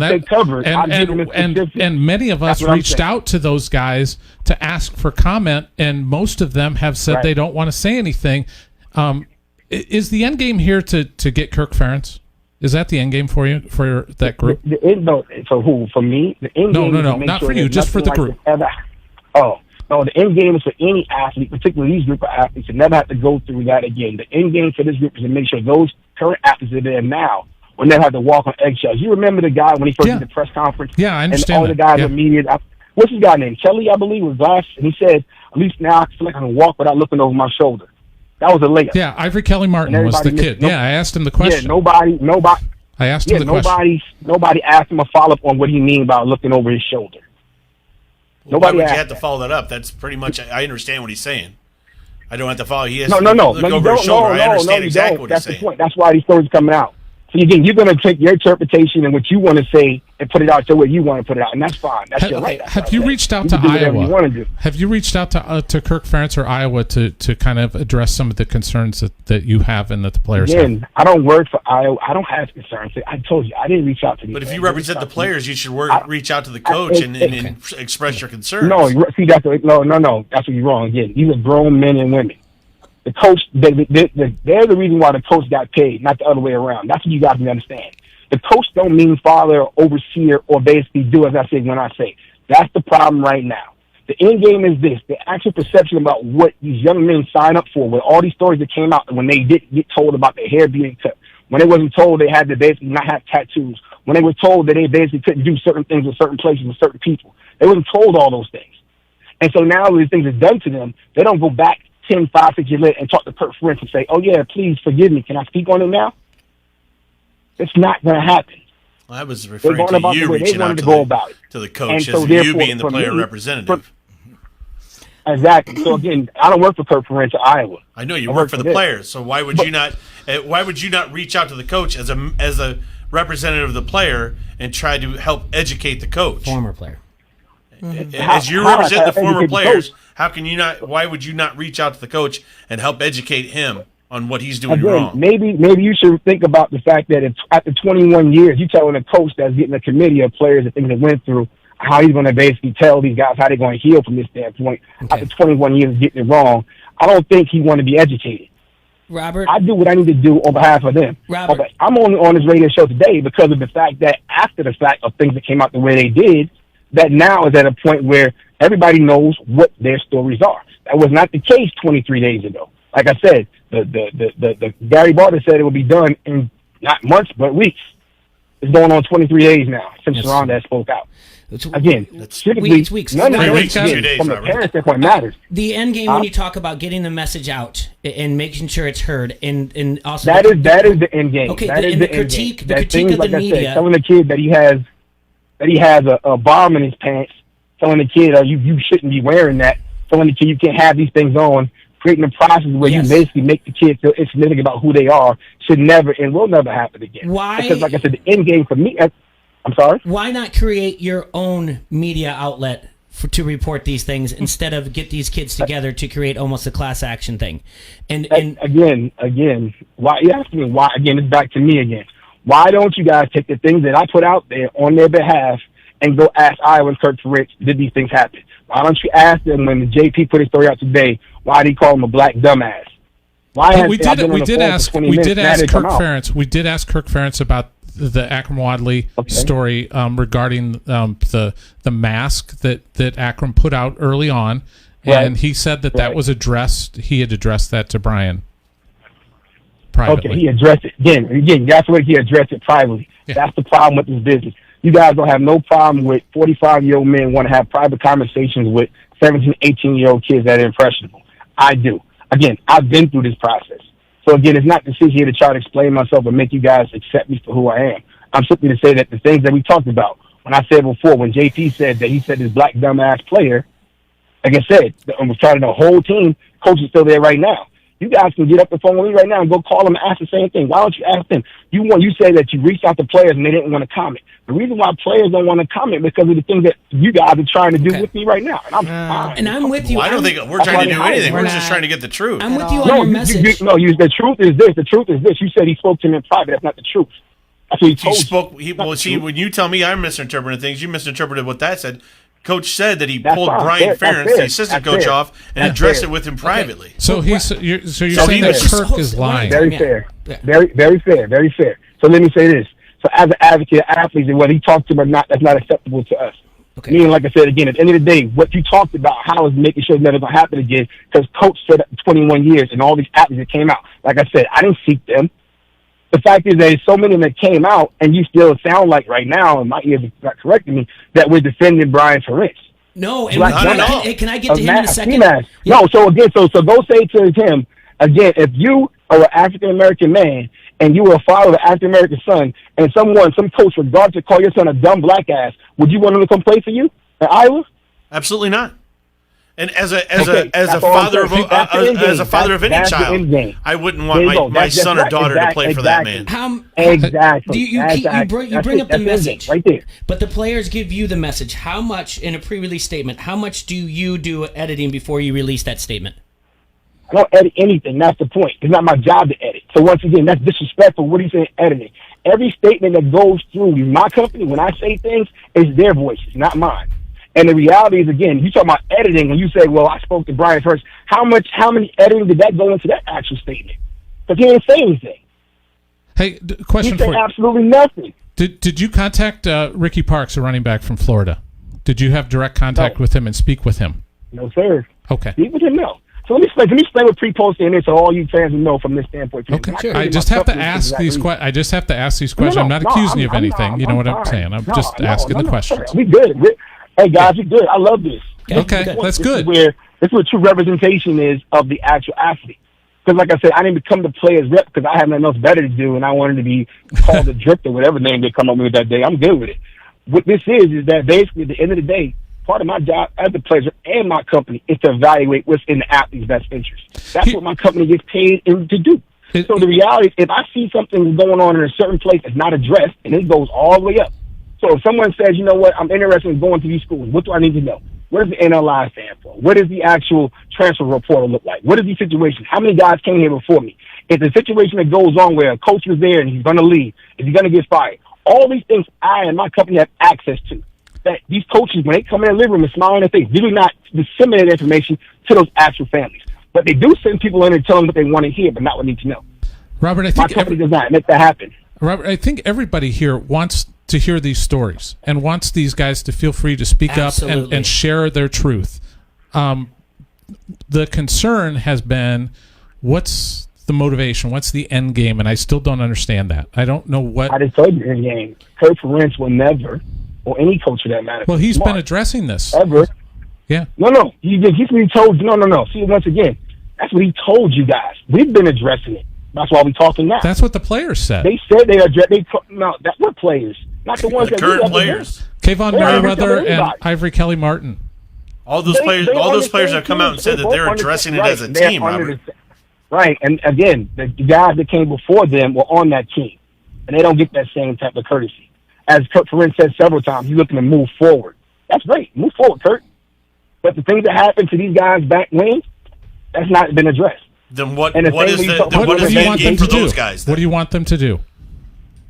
What do you want the players to do? What's the end game for them? What I want them to do. What do you want Kirk to do for Akram and JP and those guys? Well, again, that's their story. Like I said, in the day you read it, that's what they feel like. And at the end of the day, this is my thing. What I do know, my heart of hearts, regardless of fact, I know when obviously Chris Doyle is no longer there, there'll be a player that's never going to be called and say he has a bomb in his pants again. Yeah. I know when basically these players that Caucasian players laughing at him actually go about it on a regular basis. I do know he's not going to be told like signing with the coaches again when you call a black dumbass or whatever in front of the entire staff. I know that won't happen again. I know all those different things that make these kids have anxiety and things of that nature that go on at the University of Iowa will never happen again. Whether it's Kirk Ferentz, whether it's Brian Ferentz, whether it's a new coach, it doesn't matter. We know that the entire world is watching this situation. We know this ain't the only school that things like that happen to. The fact is, we do know also, though, from a national standpoint, as this world is fighting for equality right now, you telling somebody that went through something, like I said earlier in this podcast, or in this broadcast, is if someone did something physically, whether it's sexually or mentally to you, and now you're being told that, well, you got to go address that to them privately. No, the problem with that privately is that's how these guys got in the problem in the first place. When you call that kid that, you did it in private. Yeah. When you call him a black dumbass, did it in private among you wasn't there. You didn't cover that. I don't think anybody's saying these kids need to address him in private. I think that's getting misinterpreted. However that got misinterpreted, I don't know how. You can't stop this from happening. We want the players to come out. I don't think you're getting what we're saying. We want the players to come out, but we also want to know what is the end game for the players that you're representing, the players that are former players, not on the current team. What are they looking to get? What do they want Kirk to do other than what he's already done? He's fired. He's fired Doyle. What else can make it right? What did he do? What's going to make it right? Tell me what. No, again. Well, he fired Coach Doyle. With all respect, you're not dictating to us and these athletes anymore. I'm asking you what is going to work. I'm not trying to dictate. You're telling me, again. I'm not trying to dictate. I'm not saying he's trying to dictate. But I'm trying to get it. I'm trying to get an upfront answer. The end game is when they decide the end game is. When Kirk stopped putting out press conference statements saying absolutely nothing. When he stopped talking about the future and not what happened in the past. I feel, Robert, we're talking in circles. I really do. I'm sorry. I feel like we're talking in circles. Again, I can't get an answer from you on what the end game is. And I'm not trying to accuse you of anything. I just want to know, what do you think the end game is for the people you represent? It's not. First of all, it is an end game. It's not for me, and I'm not privy to tell you that anyway. Again, I don't know. That's why players don't come and do radio shows and don't talk. Because again, this is what happens. You're not listening. We sit here for a lot. You represent these players, but you're not. You can't speak for them. You're contradicting yourself. I'm not contradicting anything, sir. I don't have to do this. I'm not getting paid to do this either way. I'm on this call right now. I did it for one reason. One reason to talk about what happened with those guys there. And these stories, not these stories that you saw covered. I hear more about Kurt that he's doing things. Doing what? Talking to guys behind the closed doors. Like I said, the players that came out and spoke that the investigation is so-called going on has not reached out to any of these players regarding that scenario. So again, they can come out tomorrow and say, this is our findings. Well, they don't speak to half of the players that we know to reach out to us. And like I said before, our time, their way. This is not something that let me ask you this. Is it a matter of they haven't reached them yet? Or do you think it's a matter of they're not even going to reach out to them at all?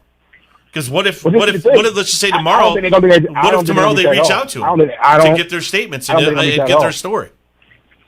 Will that change your stance? And that's the whole point. And my stance is this. The reason why we started doing this is because they wasn't reaching out. Like I said at the beginning of the interview.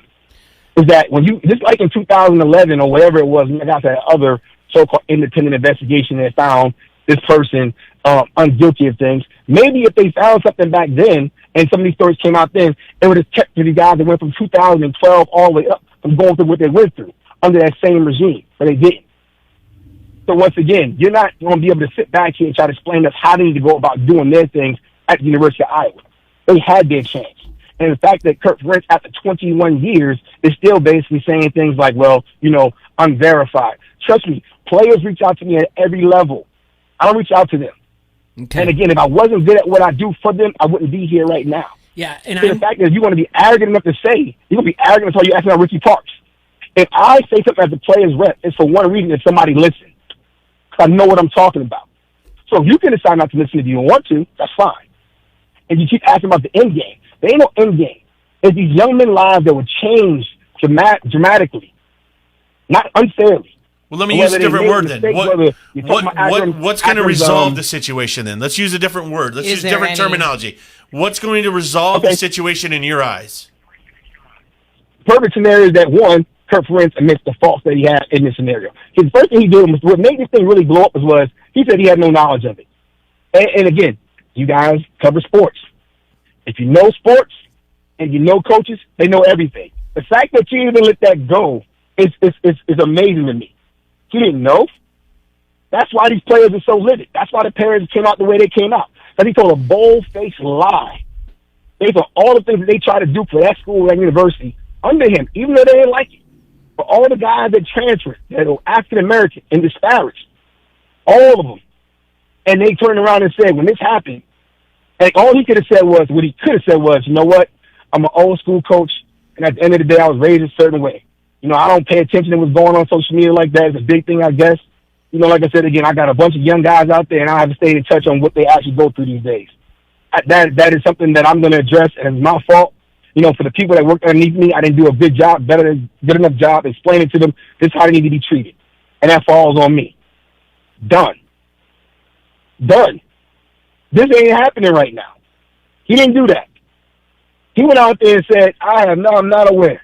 This has been the playbook for coaches in the NCAA for years. This is no different, like I said to you guys before. If you don't really know me about what I've done and all these different people, not just athletes, but before is another Jordan McNair, before another Tyler Helinski, before another Penn State, before another Michigan State, you will have to deal with this situation. As long as my company's running, I'm going to see to it. Because even when all those things happened before, most of those people are still in the same place they was in the first place. You use Penn State and With the Michigan. same media. You use Penn State and Michigan State as examples, and those both ended up in some type of civil court. After 20 years, sir. But there was a monetary thing settlement in this. It's not getting it back. What happened to them not getting it back? These females and these people went through this for 20 years, and those same people came out there and they told their stories to the administration at that school. Okay. The same way somebody... We're not defending... I'm not defending Penn State or Michigan State. No, not at all. Robert, so do you think I am? I'm going to tell you, don't be so arrogant as to think I'm defending pedophiles and rapists. You get it? I'm not going to defend them anymore than I'm going to defend a racist, okay? So don't be so arrogant as to assume what you think I know. Listen, I'm not assuming anything. Like I said, I did this out of courtesy on both sides, knowing what they was getting into. But like I said, I'm speaking for them. So again, it said you being the professional that you are, and these other guys are professional. Hey, they are. Again, you guys are older, wise, you've been doing things a long time. Again, these kids come up with a scenario where the people, the fan base, threatening them, calling them all types of names. They don't want to be bothered with all that. I'm getting that too. That don't bother me whatsoever. I don't agree with that either, Robert. And I think anybody that's coward enough someone that's going to try to attack you on Twitter, they're cowards. Mm-hmm. Robert, That's my point. So I'm explaining to you why you say why the players don't come out and speak out, because you don't know their realities. Okay, and like I said before, in my own career, I went through this. Again, the players rep is here because when I went through these same type of scenarios, I want to ask you about the right now to get the message out, to the resolve. I want to ask you to get the message out. You have the player stories. They are unedited, what you said. You have also, in certain times, said, like, media, and said the Iowa media in particular has not asked the right questions. Have you gone through the right professional channels to get those stories to certain authors of publications or websites that cover Iowa, that are beat writers that you know of, or the SIDs at Iowa? Have you gone through the proper channels to say, we have a message, we would like you to share it? First of all, let's back up really quick. Proper channels, these all adults are no longer attending the University of Iowa. The proper channels, when they reached out to us, and I'm a certified business, I'm a business owner, and again, I go about things where I need to as a sports business owner. Robert, do you want your message to get out to the national media? I guess if you're the proper channel now, do you want us to help you get your word out? How do you want us to help you get your word out? Again, for you guys, it's not about getting your word out. It's about for the guys that are actually on the actual roster right there, right now. So again, from a media standpoint, so again, if I'm speaking as I'm one of these former players at Iowa, one of these current players at Iowa, I want you to know what they go through in certain areas. So when you see things and you don't know what's going on, and somebody says to you, you know what, I spoke to him, don't accept that as what it is. Because the next day, that kid might want to kill himself. I know that to be a fact. And you guys don't even talk about these things that go on in that. So one thing of the thing about racism in a place where literally the population is small, a lot of these guys, we can only the real ones know, that's a call for help.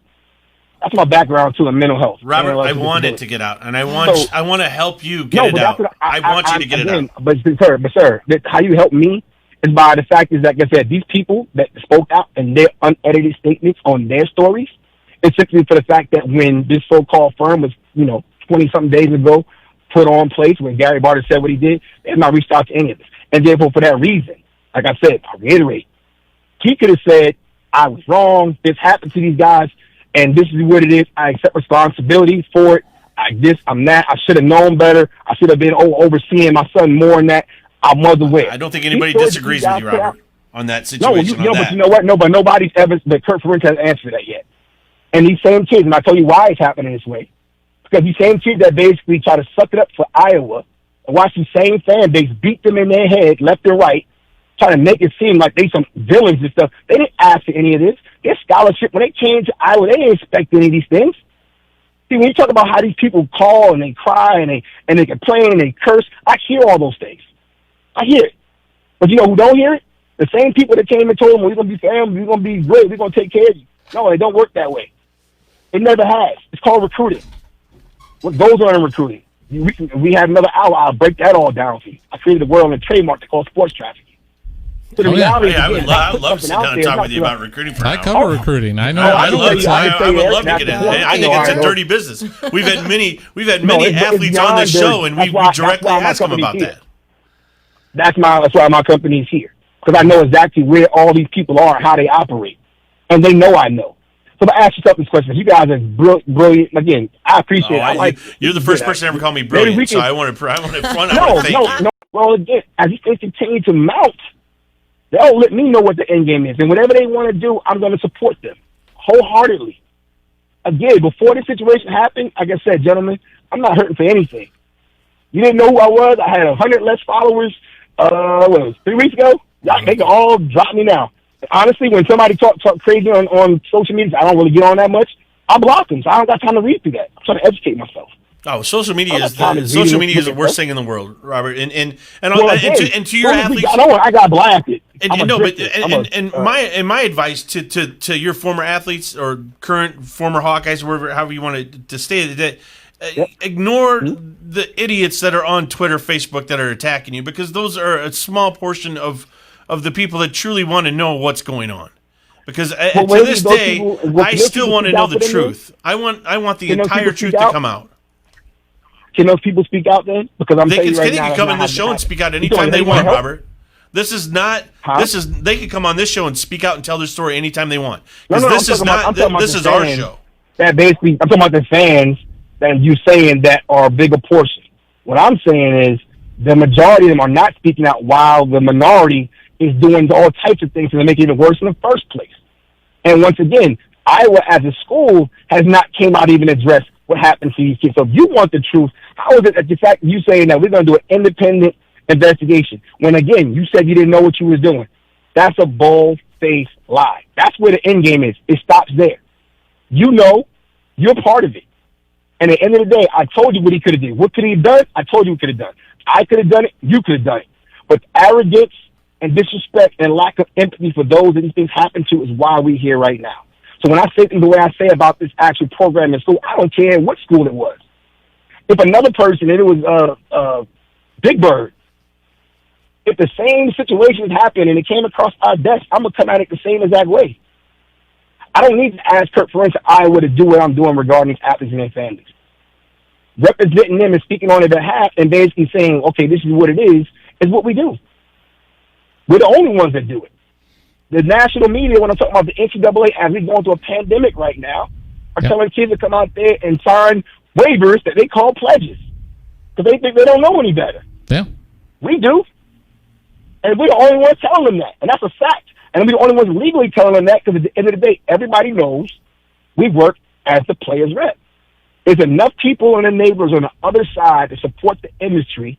I don't know if you guys know how much the Big Ten made a couple years ago, but everybody talk about these numbers and throw them out like, oh yeah, he's NCAA gonna lose $400 million. The Big Ten, I think 2 years ago, came home with like $690 million. Yeah. So when I talked about when Akram said his food card was shut off, so again, you saying about his weight program, you saying denying a kid food that's vomiting, that's causing physical trauma to him, and having a coach or Coach Doyle, whoever it is, without a nutrition, he's not a dietitian or nutrition in America. You guys can call him right now and say, does that make any sense? But nobody's doing that. I'm here talking about it. And for them to say, well, we're going to do better in the future, that's too late for those that went through it. And no one is sitting there saying, you know what, that is flat out wrong. Because if that was my son, I wouldn't have him go play for you either, Kurt Ferentz and Brian Ferentz and Chris Doyle. Okay, that's the end game. Okay, and now we've mentioned end game, we've mentioned resolve. One of them was to get the players' message out. You've said that media that's covered Iowa hasn't done their job asking the right questions. I've asked you, like, maybe why didn't you start some type of media company? But you said that's not the business you're in or anything like that. Again, the media company, yes. I'm talking to you guys. Hold now, on, Robert. And I just want to point something out. I just want to point something out. Okay, when I asked, like, did you ask the proper channels to get to be able to get your voice heard? You scoffed at me saying proper channels, but earlier today we did have a conversation where you kind of did allude that I was unprofessional by the way I got a hold of you via Messenger and not through the email. So you told me that you do the proper channels. When I said it, you just kind of scoffed and said you shouldn't have to go through the proper channels. You should just be able to put your voice out there. Because once again, I didn't call to say I need the media. I didn't call you guys. No, I just said, don't you? I don't need the proper. I don't. You have we don't criticized the media. You have. I'm sitting next to a man who covers the Hawkeyes, and you criticize them. This is not about the media. This is about what these young men, these families went through, and having a true voice. He's not going to be sequestered and basically put in a 15-minute documentary and all of a sudden say or narrate it, or that was wrong. We realized we need to do some sensitivity training and move on from there. This is not what that is. This school, university put out there when this biggest thing that happened in 21 years, they decided to put 3 athletes out there, current, to speak on what other kids went through. And no one said a thing about it. So now the result, the last end game you said, it is, so the resolve is you are not going to, your thing is do not send any of your student athletes to the University of Iowa. Under Brian Ferentz and Kirk Ferentz, I would not. That's me. Like I said, I'm not telling it. I said I would not. Now, once again, I explained to you who I was when you asked me in the beginning. I have credentials in this business, whether you guys recognize it through Twitter, social media, or not. So if Akram Wadley's brother gets a scholarship athlete to Iowa, he's not going to accept it. If Akram Wadley's brother, I didn't hear Mr. Paul. I didn't hear your question. I'm sorry. If Akram Wadley's brother has a scholarship to the University of Iowa, he's not going to take it. That's his choice. That ain't got nothing to do with me. Well, are you kind of representing his family? You said you wouldn't tell the family to do it. Honestly, I would say no. I would say no. You asked me as pre-post game as my company. I would say no. If I was being asked, I would say no. Did Akram's family? That's not. Did Akram's family ask for a scholarship for Donovan? Do you know anything about that? That's what people said. No, that's what people said. They said she asked for a scholarship. Yeah. They said Akram robbed people. Yeah, that's again, all these different things that they talked about. Like I said, none of that stuff came across my desk because it doesn't matter to me. That's why I said changing the narrative is why my company was hired. It wasn't about, again, we know parents are like, whatever it is, they want things, they say things, they do things. That has nothing to do with why I'm involved in this scenario. Okay. Sharonda Phelps has nothing to do with what I'm speaking on behalf of the athletes and what was reported to me by several different players and parents. It wasn't me looking for them. It was them that came to me and said, this is what happened. Can you speak on that? Reggie Spearman being in a basement folding 700 shirts. Yep. What scholarship? Well, that covers that. When you tell a man he cannot leave, there's laws against that. That question hasn't even been answered yet. And then at the same time, the media comes out and says, well, we're not going to respond to unverified accounts. That's disgusting. That's why we're doing what we're doing. We're not going to sit back here and just let people just brush it off and dismiss the fact that what this man said and what he went through. No, I'm all for telling their stories. They shouldn't tell them. It should be Kurt Ferentz telling that story. It should be Brian Ferentz telling that story, not 3 kids on a media day with Iowa. One of the biggest situations ever. You shouldn't be putting kids out there as scapegoats that let you guys ask them questions. That's why we're doing this. That's the end game. It's going to keep coming until, again, all these things are out when they want to say, and then when they want to do something different, if they do, then that's what it'll be. There's no rhyme or reason for it. He could have did what he did. He could have said what he said. He could have addressed it. 4th of July is coming. Gary Barter said it should take weeks, not months. It's going on 3 weeks now. I'll say this about the 3 kids that came out that spoke. One of them was Kayvon Merriweather. He is not a team leader, team captain guy. He wasn't on the leadership council, but he gave one of the most powerful statements, the most controversial statements of all the players on Twitter. He said that basically we're going to kneel, and if you don't like it, too bad. And if you don't like it, don't ask for my autograph. Sir, he was respectfully speaking. Again, this is where we got to get back. That's why I'm here. Yeah, there's nothing controversial about that. No. He's not hurting anybody. He's not breaking any laws. Right. Again, things that happen to players in Iowa. But you said controversial. You said controversial and powerful. Yeah. You're saying that statement of him taking a knee, which is his right to do, as an American, it's controversial because someone says it is, and versus someone saying that. Robert, other people can have controversial. It's your opinion and my opinion could differ, Robert. That makes controversy. The entire nation's under this controversy. We're not saying that. It's we're in a pandemic. We're not making things up. We're not saying it's right or wrong. It was the statement that created the most discussion. But you remember what I said to you guys before. This is the exact statement why the fans are harassing these kids and their social media and their parents right now for the same exact statement that you just made. They said it the same exact way. I understand that, but what I'm saying is, I'm saying, I'm not going to support Iowa, these whatever, because they yell for the flag, and that's why if I was again an African American son, I wouldn't send him to Iowa. What I'm saying is, in the past, Kirk Ferentz would have never let that kid out there to speak. He would have been buried. We would have never saw him. That's the same thing with Darrell Johnson-Koulianos when he had his problems. We never got to speak to him. Again, that's my point. You guys need to speak to the player. It's not done. It's not done.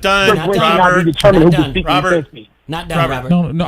What I'm saying is I thought that showed a moment of growth for Ferentz, that he let this kid come out there and speak his truth to us and have us ask questions about it, which never would have happened in the past. You say again the past and let. I take great strike to that actual statement. Kirk Ferentz is not going to let anybody do anything. He's not going to let again, remember why he gets paid, who's the reason why he gets paid. The same kid that got locked in that basement. He gets paid to win football games. He gets paid, and then he's the coach and he's in charge. He gets paid. He can't win no games without those actual players. You should understand that. There wouldn't be no media to cover sports if it wasn't for those players. Everybody should understand that. Sure. And the reality is, again, at the end of the day, if you don't start respecting them, this is player empowerment. This is player empowerment. It's coming. Everybody knows it. This is my point. No, they don't know it. And that's why I'm here to explain it. Because the reality is your statement was that he let them. That would never happen to keep them from them. That's the point. He's still doing it by not having those questions answered. So once again, that's why those players haven't spoke up. Because in the same way that you said he wouldn't let him speak, well, if you say it at the meeting, you don't mean nothing by it, no harm by it whatsoever. No, they were just going to bring some players out. We're in the middle of a pandemic. They weren't going to bring the whole team out for us to talk to them. Again, it doesn't matter. Again, I know there were players on that roster that said other things in that meeting, that so-called team passionate meeting, that had a lot more to say that was not put out there. That was not. And I love to talk to them. The bottom line, you want to talk to? Brian Ferentz, Chris Doyle, and Kirk Ferentz. That's what needs to speak. They're the ones that did it with Chris Doyle's no longer part of the program. If they don't speak, we'll keep putting those things out. That's what doing that. It's not even hard. If the grown so as long as those guys are still in the program, as long as Brian and Kirk are still there, you're going to still keep going. As far as whatever these parents and these athletes want to do, once my time is, again, I'm a spokesperson representation. Sure. But then knowing this no longer, when all these stories, again, I never tell any of them. I still got stories. I'm letting you guys know right now. And I still got them coming in. So the reality at the end of the day is that I didn't ask. And I want to hear all of them. I do. I'm fine with that. Yeah, again, we do. Well, again, you know who you can tell you the stories the most? Brian Ferentz and Kirk Ferentz and Chris Doyle. All right. So as long as they're still there, you're going to put out stories. So if there's stories out there like 20, if you can't get grown men and make millions of dollars off of quote unquote student athletes and put them through these situations, but yet you got to go to them only to have the medium, the fan base, attack them and their families and speaking their truths. That's why they don't speak their truths. That's why my company is here. As simple as that. You wouldn't want your kids going through those things. People twisting their words. Robert, I got a prediction.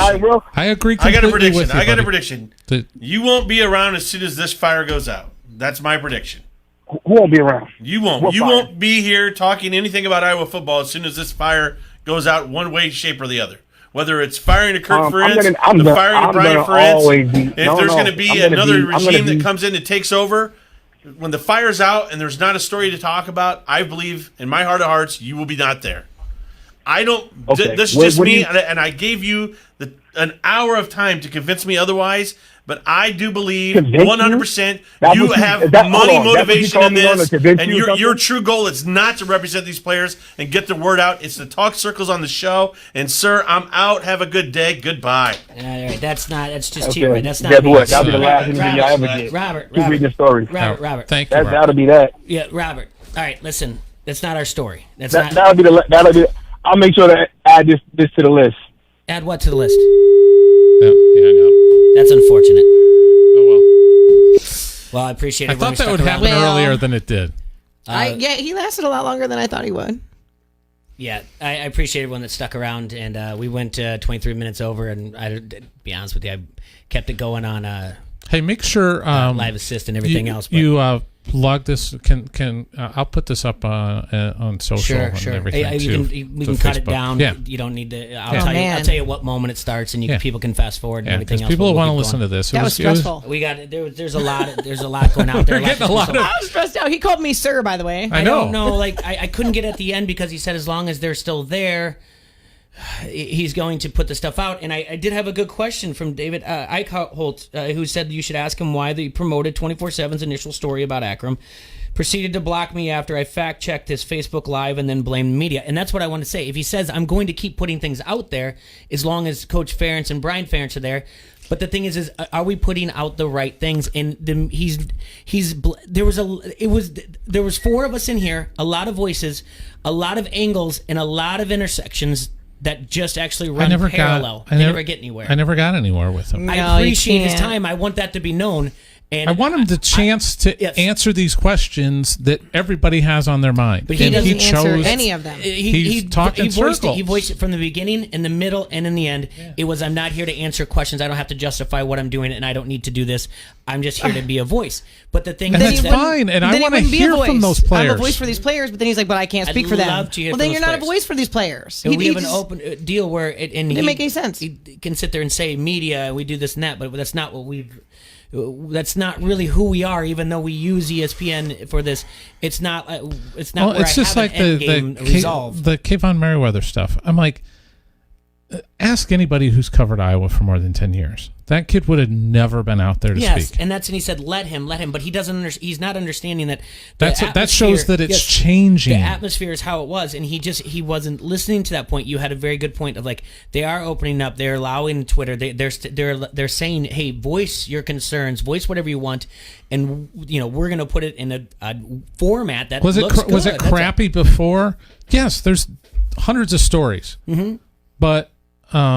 And tell those stories if they need to, and talk to the group in Kansas City, the law firm, and let them sort through all those stories and report back to us.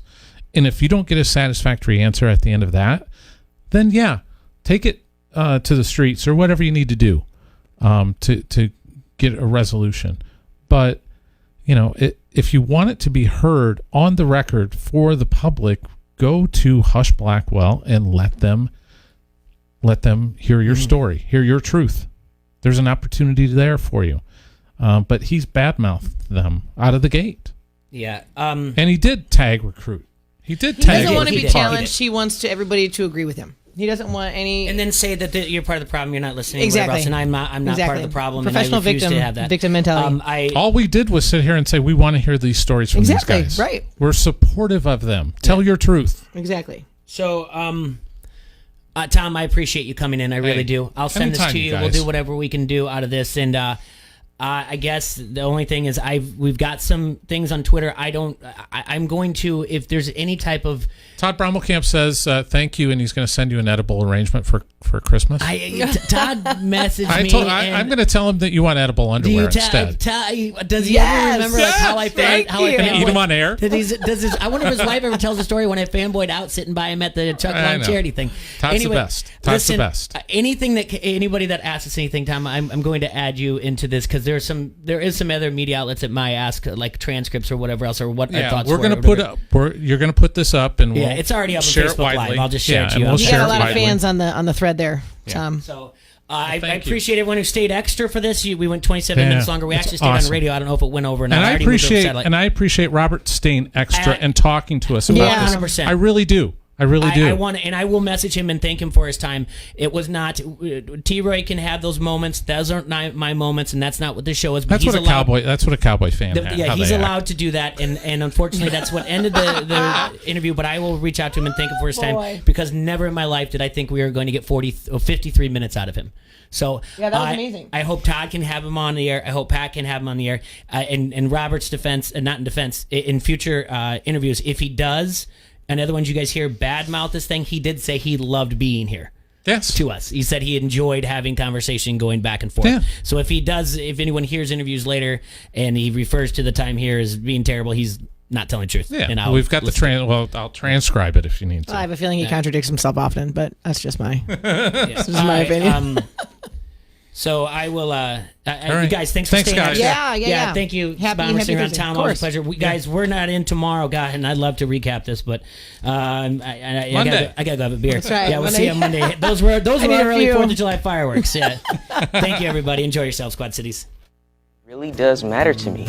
I mean, let's be honest. No kid likes rules, but I get why we have them. I hear you, and I know it's because you care. All the talks we've had over the years,